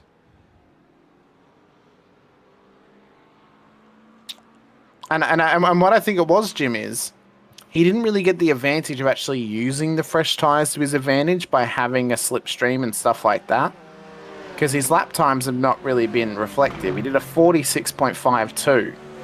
Right, but right now, Spencer Duquette does not have a pull. He doesn't have a pull, but he has got 11 seconds. He does, but it's 11 seconds. And it's a pull that's a position. So will Stephen Smith let him pass, or will Justin have to fight for it? Well, he's going to go for the inside run at turn 1. He has got fresher tyres on board that car, and he's going to get the job done, but he's also going to try and deal with the traffic. He's got to try and deal with the GT4 traffic, so this is where the championship battle comes ahead. He's got to get past that BMW.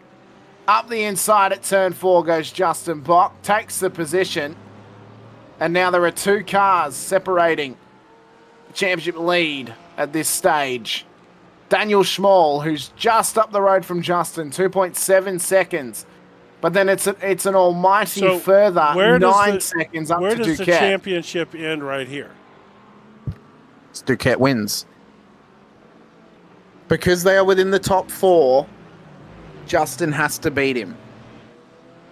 It's only if they were P5 or below that Justin could finish one position behind Spencer. Even though Justin has a lead right now of 8 points. Yeah. Well, no, it's only 11. 11 points. 11 points is the difference. And one position makes up 11 points? One position makes up 20 points. Oh. but P5 and below, one position is worth 10. Well, all right. Well, this is going to get really interesting here in the last, let's say, 23 minutes or so. Very interesting. Well, can we see the pro standings again, Jim, just Yes. to confirm exactly what the points differential was? We indeed can see the pro standings again. There they are. So it was, before the night started, it was 19 points. It is now 11 points because of the differential in qualifying.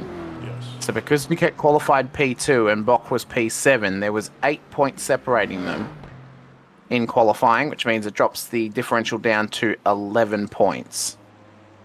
So because it's now down to 11, Justin must beat Duquette on the road if it is within the top 4 cars.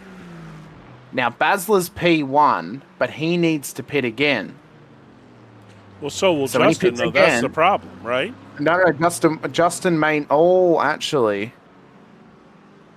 Yes, Justin's going to have to pit again. Because he pitted on lap 25. Yes. He's cooked.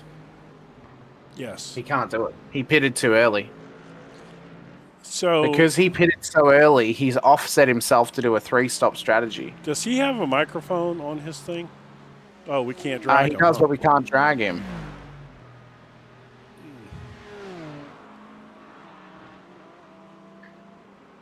And that's the problem. Yes, So, that is a problem.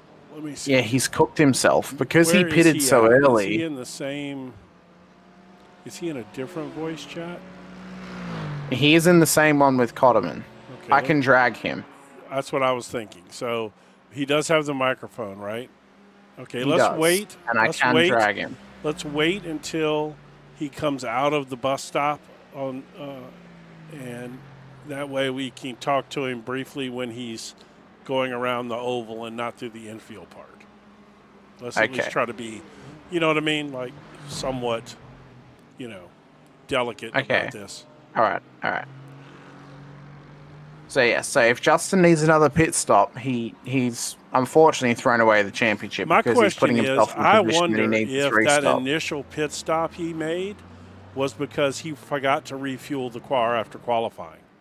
That might have been the case. That's and what if I'm that is thinking. the case, that's a Yeah. massive throw. Yes, big time. And right now he is, how far is he? He's 10 seconds. Well, 9.5 seconds behind Duquette. He'd have to gain Duquette's being held up there half a a little bit. second a lap. He would have to gain half a second a lap to get up to Duquette, but he needs to pit again. That's the problem. Yeah, it looks like he does anyway. All right, so he's fixing to go into the bus stop here, right? Yeah, he's about to go into the bus stop, so we'll wait till the exit of the bus stop. Yep, and drag him up. Yeah. And you drag him up, and I'll start talking to him. Just Yep. and stay on. I'm it, about to. Yep, go ahead. I'm clicking it now. Justin, Jim Cunningham up in the booth. How you doing, man? Oh my God, you scared me. How's it going? Yeah, well, All right. I should have went boo. Big question. Yes. Big question. Were you watching when I spun? No. Didn't even know you spun. No. Okay. So, no. All right. In fact, I've refused to say your name most of the race, but that's another story. So, seriously, though, on that initial pit stop that you did at 5 laps, was that a strategy thing that you were trying, or did you forget to fuel your car after qualifying? No. Well, so qualifying, we don't get qualifying fuel. Oh, okay. So we start with the same tank that we would start with at the start of the race. But no, I had spun after a couple laps, and I had wheel bent and some aero damage. Ah. So I was trying to math in my head to take out the short stop, Right. and my math didn't work. So I let Spencer know right away. I was like, I just handed you the championship. So I'm actually going to have to stop again here in about 5 laps.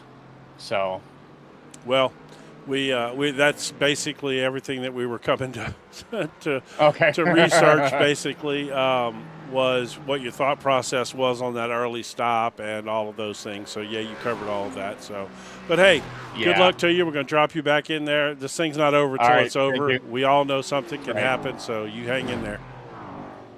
All right. Thanks. All right, buddy.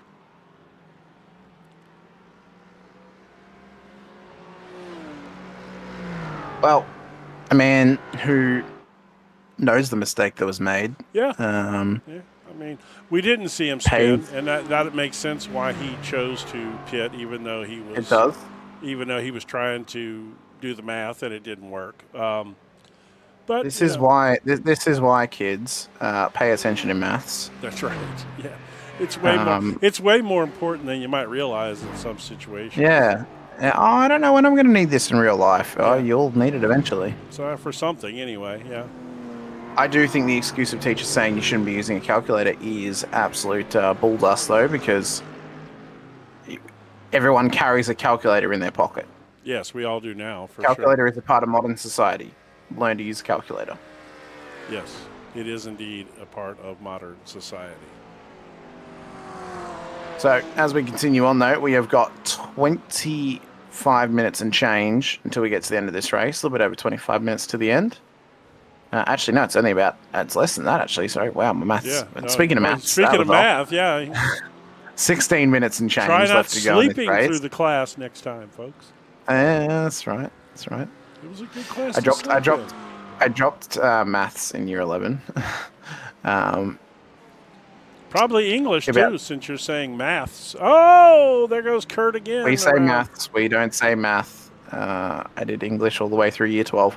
As Kurt Basil's off the road once again.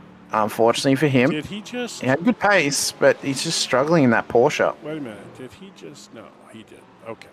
I thought he cut the track, and I was like, wait a minute, that's bound to make something bad happen. Well, Spencer's out here. Man, now that he already knew he kind of had the championship in hand from early on, since Justin mentioned that to him, imagine how he must have felt when he spun back a few laps ago, right before the pit stops. Like, oh my God, am I handing the race away? Well, imagine how he could feel if he crashes that car and has to come into pit lane to fix it with a meatball. Yes. Oh, well. Like you would feel as deflated as one of those basketballs in the fuel cell. I mean, exactly. You've had the championship gifted to you on a silver platter by the mistake of another driver, which Justin was very obviously. I think he's come to terms with at this point, Yes. and he was very open about that. And if you threw that away, it would be quite deflating if that were to happen. Am I tripping? Let me see. So, do you notice in his paint job there's these faint black lines? Watch. Are there? Yeah, Has he watch. still got Watch. the See it? grid on it? See him? No. I wonder if that is like. Have you ever seen the Green Hell paint job? Like the manga style where they try and make it look like it has like a speed map? lines on it. No. The one Oh. for the Nürburgring. There's this paint job out there called the Green Hell, and it is like a map of the Nürburgring, but it has all the city streets and stuff and everything on the map, and I wonder if that's it. It's actually quite cool looking. Oh, that curb wasn't quite cool looking though. It wasn't. No, That'll I'm trying to rattle- see if I can see it. That'll rattle your dental work. Yeah, catching from the side if you can. That's going to be hard to do though. Yeah, no, I can't do it without opening up my UI. No, I think, Jim, it just has dirty marks on it. No. possibly. It definitely has. Oh, no, it does. It does have it on there. I can see it. Yeah, it definitely has lines on there. And they're not any kind of grid pattern by any means. So that's what makes me think that it is the. Also, you woke up Rhiannon like a sleeper agent when you mentioned What did I mention? my English, Jim. Oh. When you mentioned that I say maths. Yeah. Maths is the shortened form of mathematics, which does indeed have an S on the end. Oh. Maths. We don't say that here in the United States. No, you don't. But you also changed also- a lot of the English language. Yeah, but like we're you took very the arrogant. U out of color. There's no U in color. Yes, there is. It's two O's. No, it's OLOUR. No, that's color. That's Not color. what we say. We're Americans. To be We fair, always think we're To right. be fair, we pronounce no as Naur. That's how we pronounce no. Oh, and I'm I know wrong. it's N. I know it's No. No, I know it's No, but it's just- our accent pronounces it as no. Right. Y'all have plenty of things that your accents pronounce as funny. I know. Let's go. We pronounce plenty of things funnily. Funnily, yes, exactly. So we've got 12 and a half minutes to go in this race. Spencer Duquette leads the way and leads the championship at the moment, thanks to his great qualifying earlier tonight, and then a mistake from the championship leader, Justin Bock, has given him the opportunity at an almighty championship win this evening. He's got to survive the final 12 minutes, though, which can often at times be the hardest 12 minutes of the race, because you're just trying to stay in your rhythm, stay in your groove, not let off too early, and not make a mistake. This is the highest point of pressure that you feel across the whole 90 minutes of the race, is these final moments, because you don't want to throw away everything you've done over the previous 80 minutes of the race, because it means it would all be for nothing if you were to not maximize on buying your ticket for the end and missing the train to where you want to be. What they say about pressure? Well, creates diamonds. No, it crushes the shit out of things. Oh, yeah, that's true. Pressure creates diamonds, but it also cracks glass. You don't want to be a Swarovski crystal in this one. No, you do not. That was very good. Thank you. Glad I could assist you. By the way, I just wanted to get one more look at Cole Malley to see how if he's recovering from that. He needs some green lighting, as there's been a moment with Daniel Schmall and Kurt Basler. I think it might be separate incidents, though, because this is what's happened to Kurt. Yes. And it looks to be down at turn 4. Oh. Although it's not. No. I'm lying. It's not turn 4. It's turn 6. It's still catching me That was out right at in this front point. of Cotterman, wasn't it? Jacob. Yep, it was right in front of Cotterman. And then this was Daniel Schmall entering the bowl off of turn 7. That was the moment I spoke about earlier on in the track walk round, how the rear end can get loose on you and the car can go. Didn't hit the wall, but definitely lost some time. And again, just trying to make it to the end. That is sometimes the toughest part. So when does Justin Bock need to come into pit lane? Probably pretty soon. Because we know he needs to pit, and he's been out there now for 20 laps. So he's as done he two crossed the 20-lap stripe. stints, which is pretty impressive in itself. Well, everyone should be doing 20 laps across 2 stints, plus an initial set of laps as well. But the problem is, he's missing 10. He's missing 10 or 5 laps of fuel. Yes. He came in 5 laps too early. He should have come in at lap 10, and that would have gotten him to the end of the race.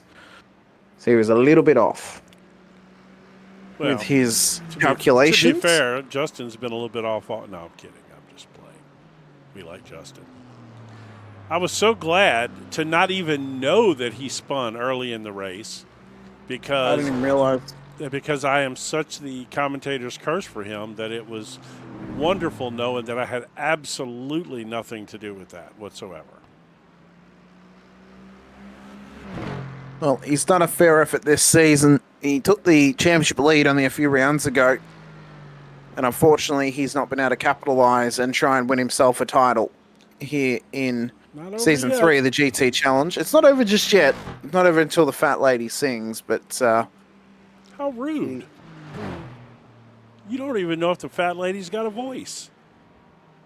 Do you have a voice, Jim? I'm not a lady. I'm all man. I'm a man's Very man. good. Yes. Very good. You wear that pirate hat like a man, Jim. I do. I do indeed. You take the Ren Fair very seriously. You dress like a wench and you drink like a pirate, Jim. I know you. Well, there you go. Actually, for me, it's more like speaking of Justin Bock coming in for his fuel stop, here we go. This is probably just going to be a quick splash, obviously, but it's still going to be detrimental to his overall standings. Quite detrimental, actually. Yeah, this is going to drop him down far and few between. He shouldn't be taking tyres, No, should only be fuel. He's exiting now, so again, 10 seconds worth of fuel difference. That was, yeah, that's what cooked him, unfortunately. Was coming in 5 laps too early. Yeah, well, that right there kind of goes to show that you may have a plan, but the best laid plans sometimes get tossed out the window when something happens. And he was not prepared, with a backup plan as to, like how long would I need to stay out with this damage to make the 2 pit stops, you know what I mean? Had he had that information in hand already. It is always important, Jim, to know if it's a lapped race, so amount of laps, critical lap, or critical numbers, your critical minutes that you need to make. For him, it was got to make lap 10. Yes. Got to make lap 10 before you can pit, because you can make 20 laps on a stint after that, which means you get to 50 laps by the end of the race. We're going to get to 50 laps by the end of tonight's race. That was literally the bare minimum that he needed. So he needed 5 more laps. He had to survive 5 more laps. Now, was he giving up time in that period? Yes, he was. But guess what? He probably would have given up as much time as he's just given up in pit lane by just staying out there for 5 laps. Yes. So, yes, absolutely. Maybe even less if he had stayed out there. He would have been at racing. He would have been at racing speed. So Jacob it would not. Is just in a hot mess of traffic. He just got by most of it. It looks like. He did indeed. He has got Derek Fulker hot on his heels. He's been the fastest car consistently on the road for what feels like the last 10 laps of this race. To be honest, though, that's not a battle for position in class. So the problem is, who is that behind Fulker? Oh, that's a beautiful Christmas livery that we have not looked at tonight. Who is that? We have seen it though across the last few weeks. That yes, is, we have. That's Harrison Holiday. Oh, who's had that livery for quite a few. Oh no, it's not Harrison. It's not Harrison at all. That's Harrison right there. He should have like a NASA it's livery. Travis Roberto. Oh, it's Travis Roberto. That's right. Oh, there we go. He's a lap at the moment. That is a great livery, though. I love Christmas liveries. It's a great livery. He's had it the last few weeks, which has been great to see from Travis. So right now, the worst thing that can happen to Spencer Duquette is he has to come into pit lane, because that would drop him down to P7, which would be good enough to give Justin Bock the race win, the championship win. So for Spencer, he needs to keep this car out of pit lane, needs to keep it out of the wall, needs to keep it clean for the next 5 minutes and change. Here tonight at Daytona as he comes up towards the trioval once again. Lap 48. We're going to go a little bit longer than 50 laps. I mean, is he going to have enough fuel on board that car you'd expect him to? I would argue at this point that he could even have a spin and still win the championship, as long as he doesn't hit anything. I mean, he's got a 40. What does he have? 41 second lead over Justin right now. So yeah, I mean, at this point, it's just keep it pointed in the right direction and you're good to go. Yep, let the clock tick down and get that car to the end of the race. Who is that you're riding on board with? Is that him? It's Spencer. Yep. Very dark in there. Spencer. Yeah, well, it's a night race. Oh, there it is. Yeah. He's got the night lighting on, though, inside the car. You just can't see very much of it, right? Unfortunately. So there's the pedal cam as well from the other side of the car, too. I'm just showing you what I got at this point. There you go. Yeah, thanks. I haven't done the right rears yet, though. I've only done the fronts. Well, I've done some interesting. I've done a couple of interesting angles here and there. Recently been tinkering with my cams a little bit. There's that. That's not bad. Yeah, it's not great either. It wasn't the one I was thinking of. Let's see. Apparently I have not reworked that one. Yeah, there's this one, which is, wow. With the track map up there, it looks like he's got Christmas lights going around the top of his car. It does a little bit. It does. So, yeah, so there's that view there. And then we got this view here. Well, I've also got some on the BMW as well. There you go. There's an interior shot at the back of the BMW. I forgot I had that, actually. That's not bad, actually. I like that. There you go. Looking back at him there as well. Front of the car. Right front, just outside the exhaust as well. Yeah. I actually like that shot. Very clever. Yeah. Thank you. You get a little bit of everything here on MotorMouth Broadcasting. Got a little bit of everything. I'm just going to run through all the cars now at this point. Michael Anderson as well, P3. Doing a great job right now. I haven't done the left or right rears, I don't think. Oh, no, I've done the right rear. It's inside the car, looking over his shoulder. You saying he's got his ass on his shoulder there, right rear? Yes, he does. I'll be here all week, the Mustang. The Mustang as well. Of Jed Cotterman too in P4. He's doing a great effort right now in the field tonight. It's great to see. I woke up from my nap for this. Yes, you did. Yeah, she woke up like a sleeper agent, Jim. She was having a nap on the bed. Great position, and then just, woke up from it because you mentioned English literary skills. Oh, well, there you go. What?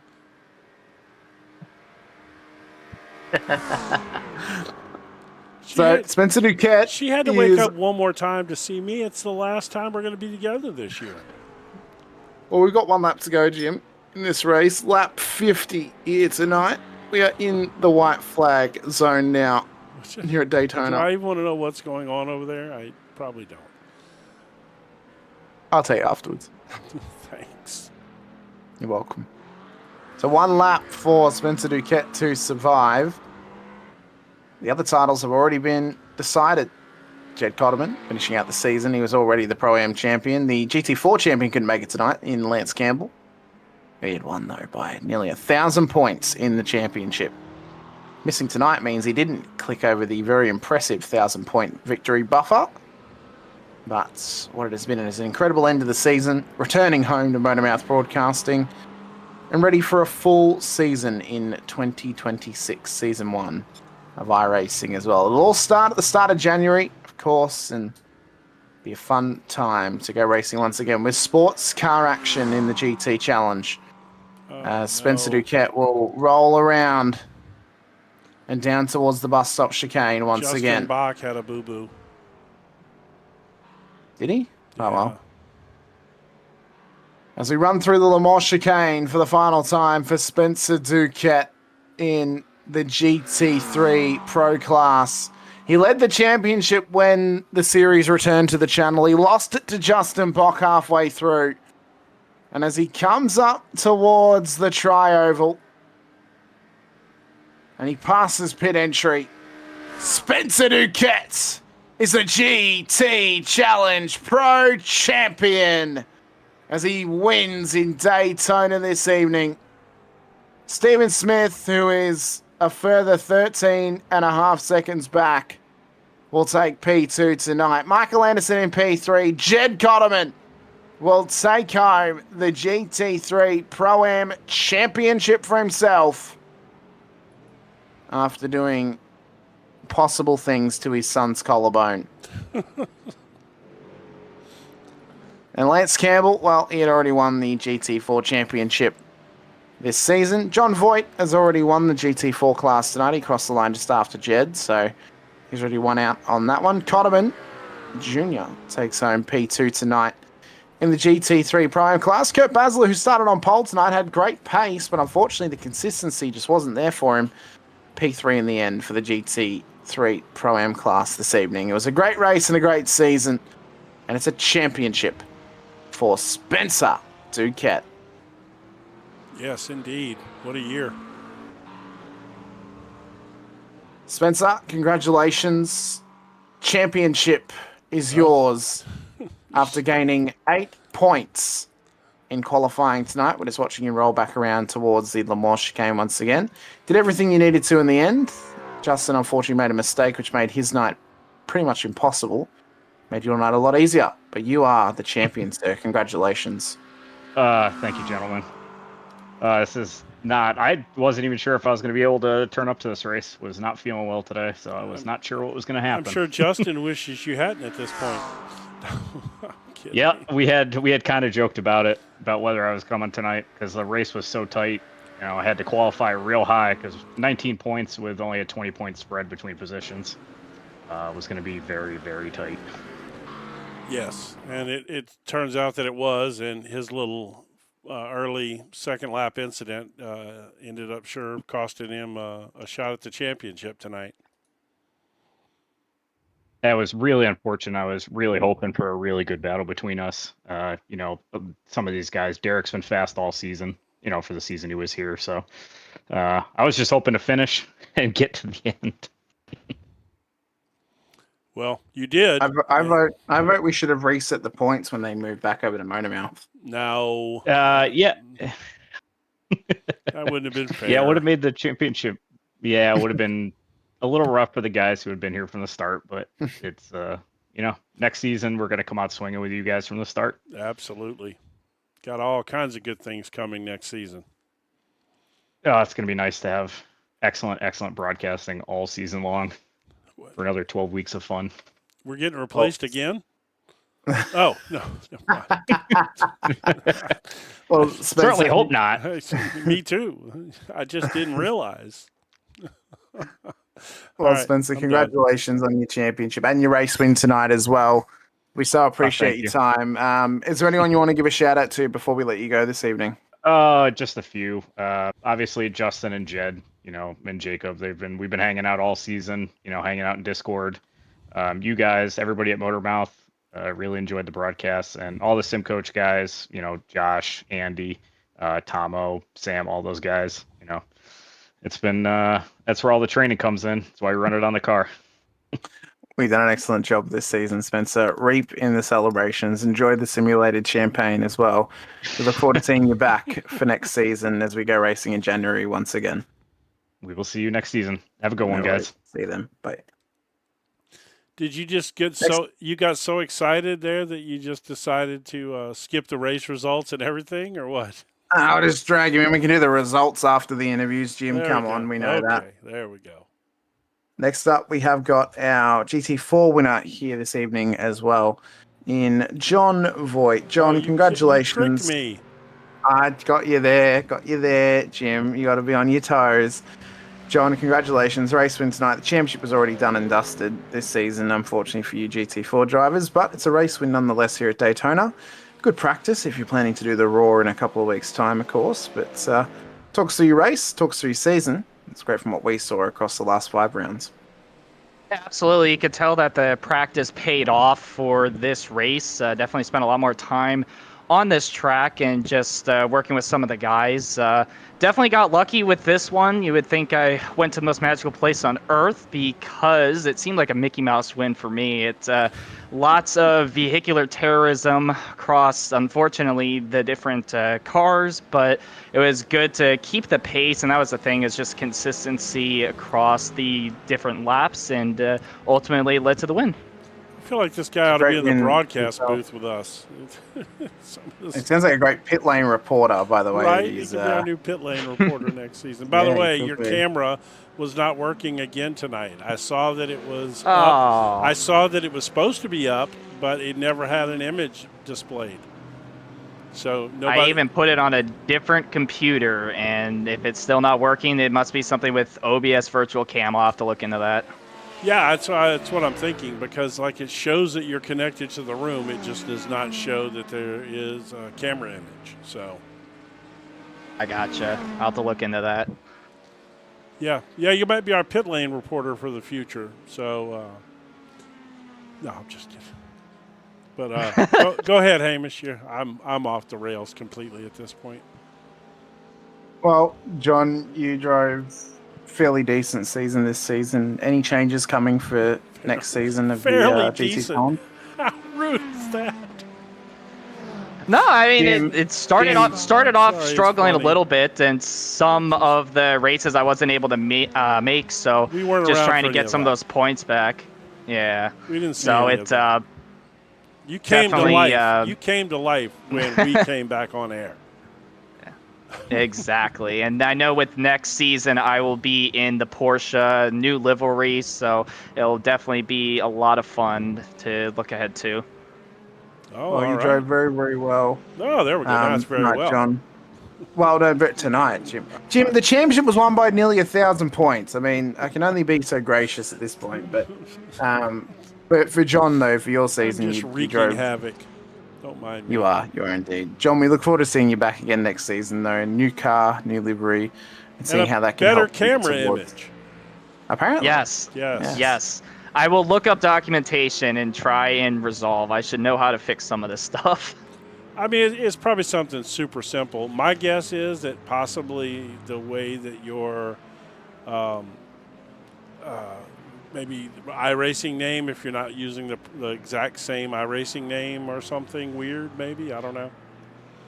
Be probably more permissions or just some setting I have, but I got plenty of time to look into it for next season. Yes, absolutely, and we'll probably even host some kind of something in one of the practice sessions so we can even test it out and mess with it if need be. Absolutely. All right, man. Congratulations again, buddy. I appreciate it. Thank you, guys. thanks so much, John. Well, next up, we have our Pro-Am champion and Pro-Am race winner this evening as well, in Mr. Jed Cotterman. And Jed, welcome in. Child abusive father. Oh, don't know. That's how rumors get started. Yes, I'm starting them right here. That's what I'm here pulling the for. curtain back way too far, Jim. It's fine if we, I think, maybe reference it, but calling it out with the exact words that it could be, I think that's maybe. There could be some news articles about that one, Jim, if we're not careful. So there's been other news articles. I've been fired for better jobs than this one. Yeah, right. Jed, how you doing, buddy? Congratulations on season win, and congratulations on moving up to the pros next season. Yeah, I was just asked about that, Yeah. and I don't see how you can win Pro-Am and not move up to the pros. I don't see how that's possible. We've got a lot more talent that's got a lot higher I rating than me. So what does I rating have to do with anything? Well, that's how we divide it. To be fair, classes. almost everybody has a higher I rating than you. But that does not mean you're not fast, because you are. You just finished fourth overall in this race and first in class. And I would argue that you finished, above 7 other pros. So, yeah. I can honestly say something just clicked tonight at Daytona. I hate this track. I have never done well here, and something just clicked. So it was after magical. After about the first, dude, I'm telling you, it's probably what it was. First, it's probably some of that roasted record coffee that you've been drinking. And I do have a pound of it purchased. Hey, you got to be careful. That stuff's illegal in a lot of, but roasted. Well, the roasted record, the roasted the record, official fuel of the Ultimate GT Championship. I might add. Yeah. Yes. Yeah, I'm looking forward to that partnership and working together with him, working together with you guys for another season, and everything that we've got coming. Man, it's going to be great. Yeah, super exciting. I can't thank everybody. I mean, it's such a collaboration of people.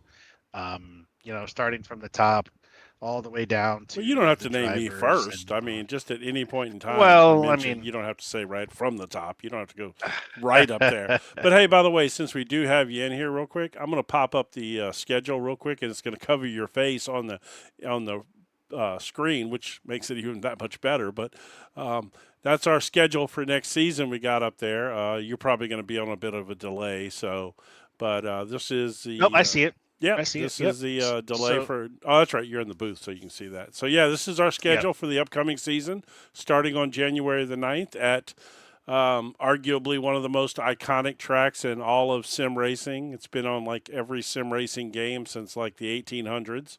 Laguna Seca, love that place. Followed by. It's gonna. Nope. Go ahead.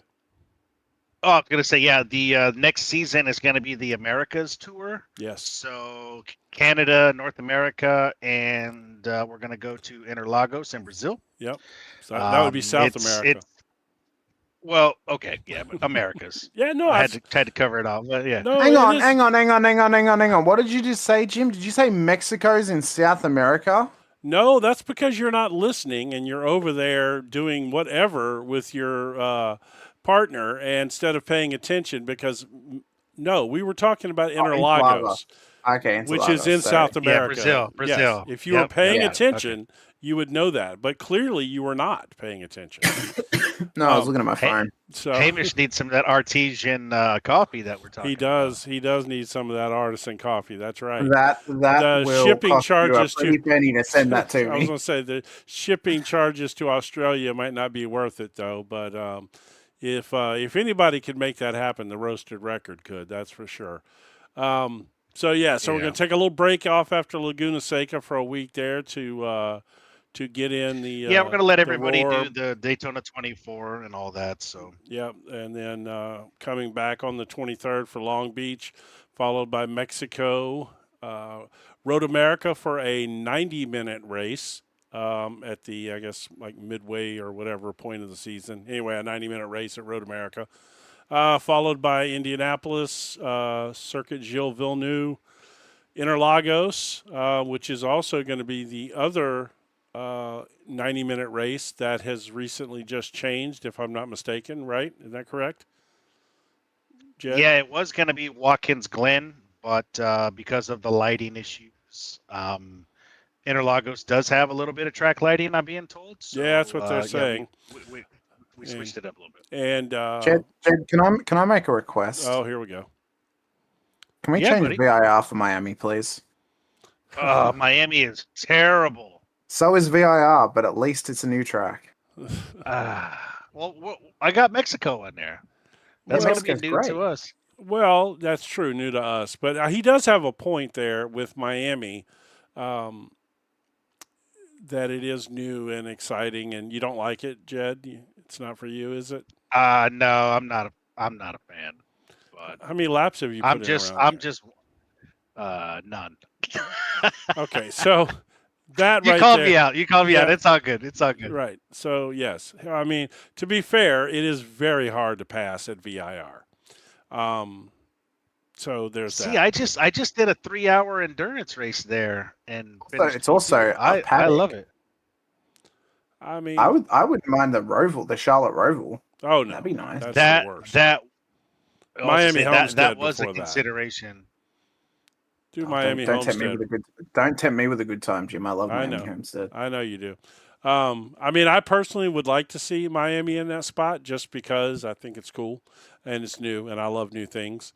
I'm all about the shiny new things, so I'm easily entertained like that. But anyway, then we'll move on from whatever track falls on the 13th of March. We'll see, I guess, at some point in time. And we're going to go to Road Atlanta, and then we are going to close out the season at Sebring this year, right down there in beautiful sunny Florida. Not too far Yep, from right the down the home road. from the home of the Roasted Record. That's right. Right there in That's Stewart, right. Yeah, in Stewart, Florida. Yep. So, yeah, very exciting. It's going to be a good season. Looking forward to it. And not to mention all the cool new graphic stuff and all the things that we're going to bring. Well, all right. That's another season done and dusted, Jed. Yep. Good year. Yep. It was great. Yep. Yeah, it was a great year. So I'm officially going to retire the Mustang, Uh-oh. and I'm gonna show up in a Racing new, pros in what? I'm gonna leave it for a surprise. I'm not gonna let the cat out of the bag just yet. Okay. But it will not be the Mustang. So not he is be the Mustang. retiring the Mustang. This man is gonna race an Audi. You watch. I mean, that would be cool. Nobody's running it. Well, Nobody's running it. The thing is, nobody's running a Lamborghini Huracan either, and that's the exact same car. Well, I don't know. Can you pull up Junior real quick? Do we got time? Yeah. Yeah. What do you want? What do you just pull him into the booth here? Oh, Or would there you- or- he Yo, is. yo, yo. Oh, yep, there he Florida is. mouth. So what Yeah. did we pull him up for? I want Oh him. God. I want him to confess that his dad whooped him on live TV, and Okay, he okay, owes me okay, 40 bucks. okay. Okay, here's the thing. Okay, you had a tow the whole race, and I was stuck by myself. Okay, Jacob Collarbone. It's Cripple, by the way. His nickname is Yeah. Cripple, or the Cripple, Cripple, yeah. depending. Maybe we'll Oh call him. wait, did you? Can we'll you just see start my call- SDK name? We'll start calling him Jacob Cotterbone. How about Yeah, that? well, no, I cannot see your SDK name. What is your SDK name? Oh, it says Jacob Cripple Cotterman. Oh, yeah, well, I saw that, and yes, I did see that. So, by the way, just so you know, your cam has not been working again tonight, and I think No, I've been trying to figure out why because it's on, like it'll say connected, no, and it then shows you. it says I on can air see serving you. one connection. I can see you in the software, but you're not showing up on the broadcast. And my guess is I wonder if it has to do with that wide angle that you're running that camera at, if that's part of the problem. Like try, maybe attempting to go to a more traditional. We'll have to go into OBS and Yeah, I'm thinking OBS is Okay. not processing that wide angle properly or something. I don't know. Because it's twice the last two races it's been that way where it showed up but it did not show up on the actual overlay, so which is different than John Voight's issue. John Voight's issue is cameras not showing up Did in it the work software. now? Well, no, let me see, let me go see. Did it turn you off? Where are you at? Oh yeah, let me see, did that turn it on? Nope. mine- Oh no, it that says did not on work. air serving one connection. Yeah, I don't know. Whatever that means.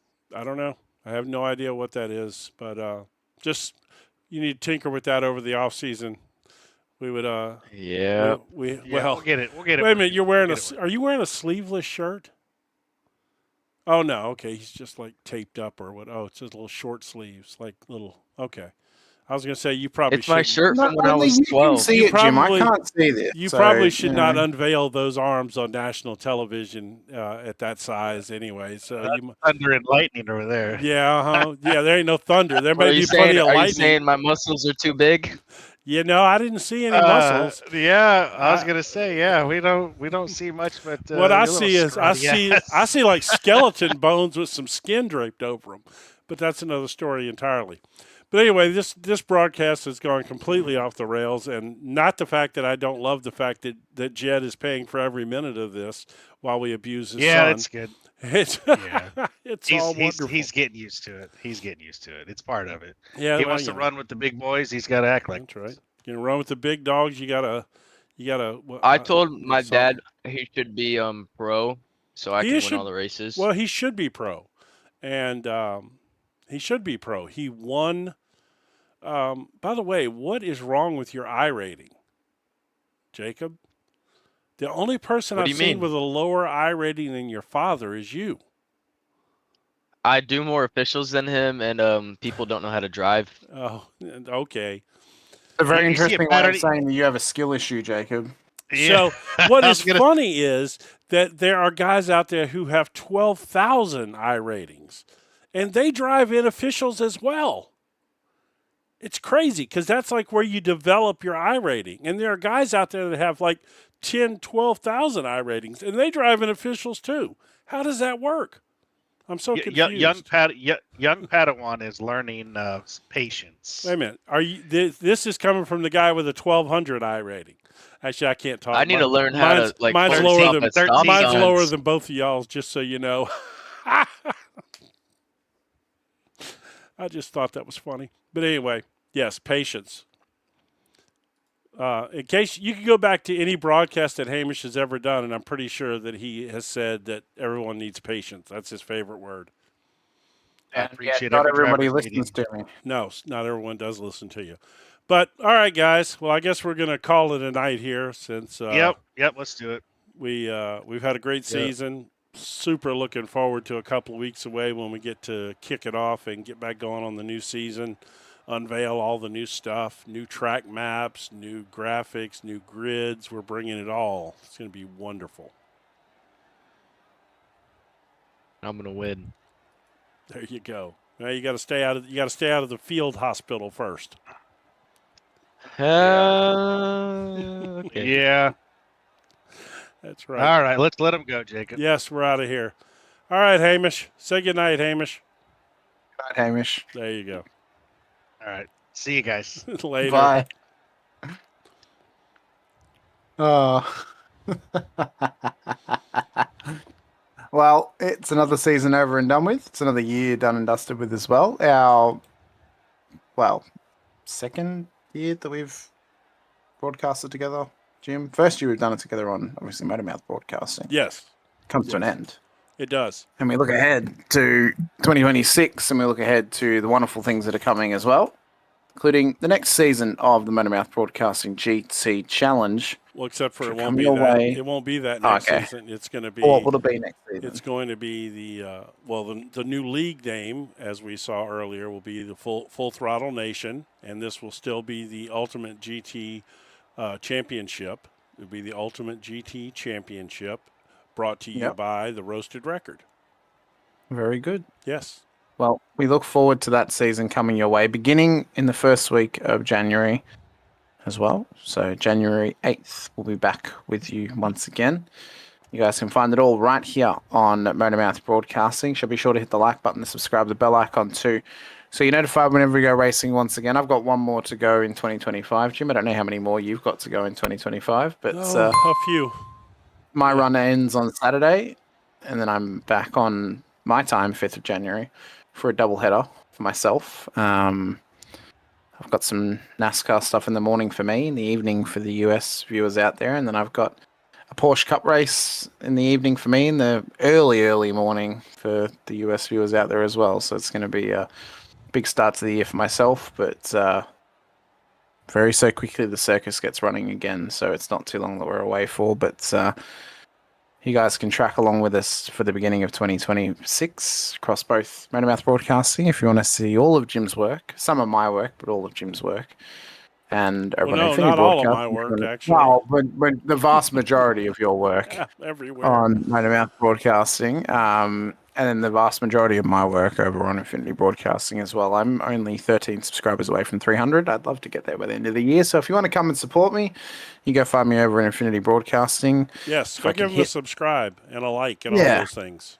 Yeah, if you can get me up to 300 by December 31st, it'd make me a very happy man.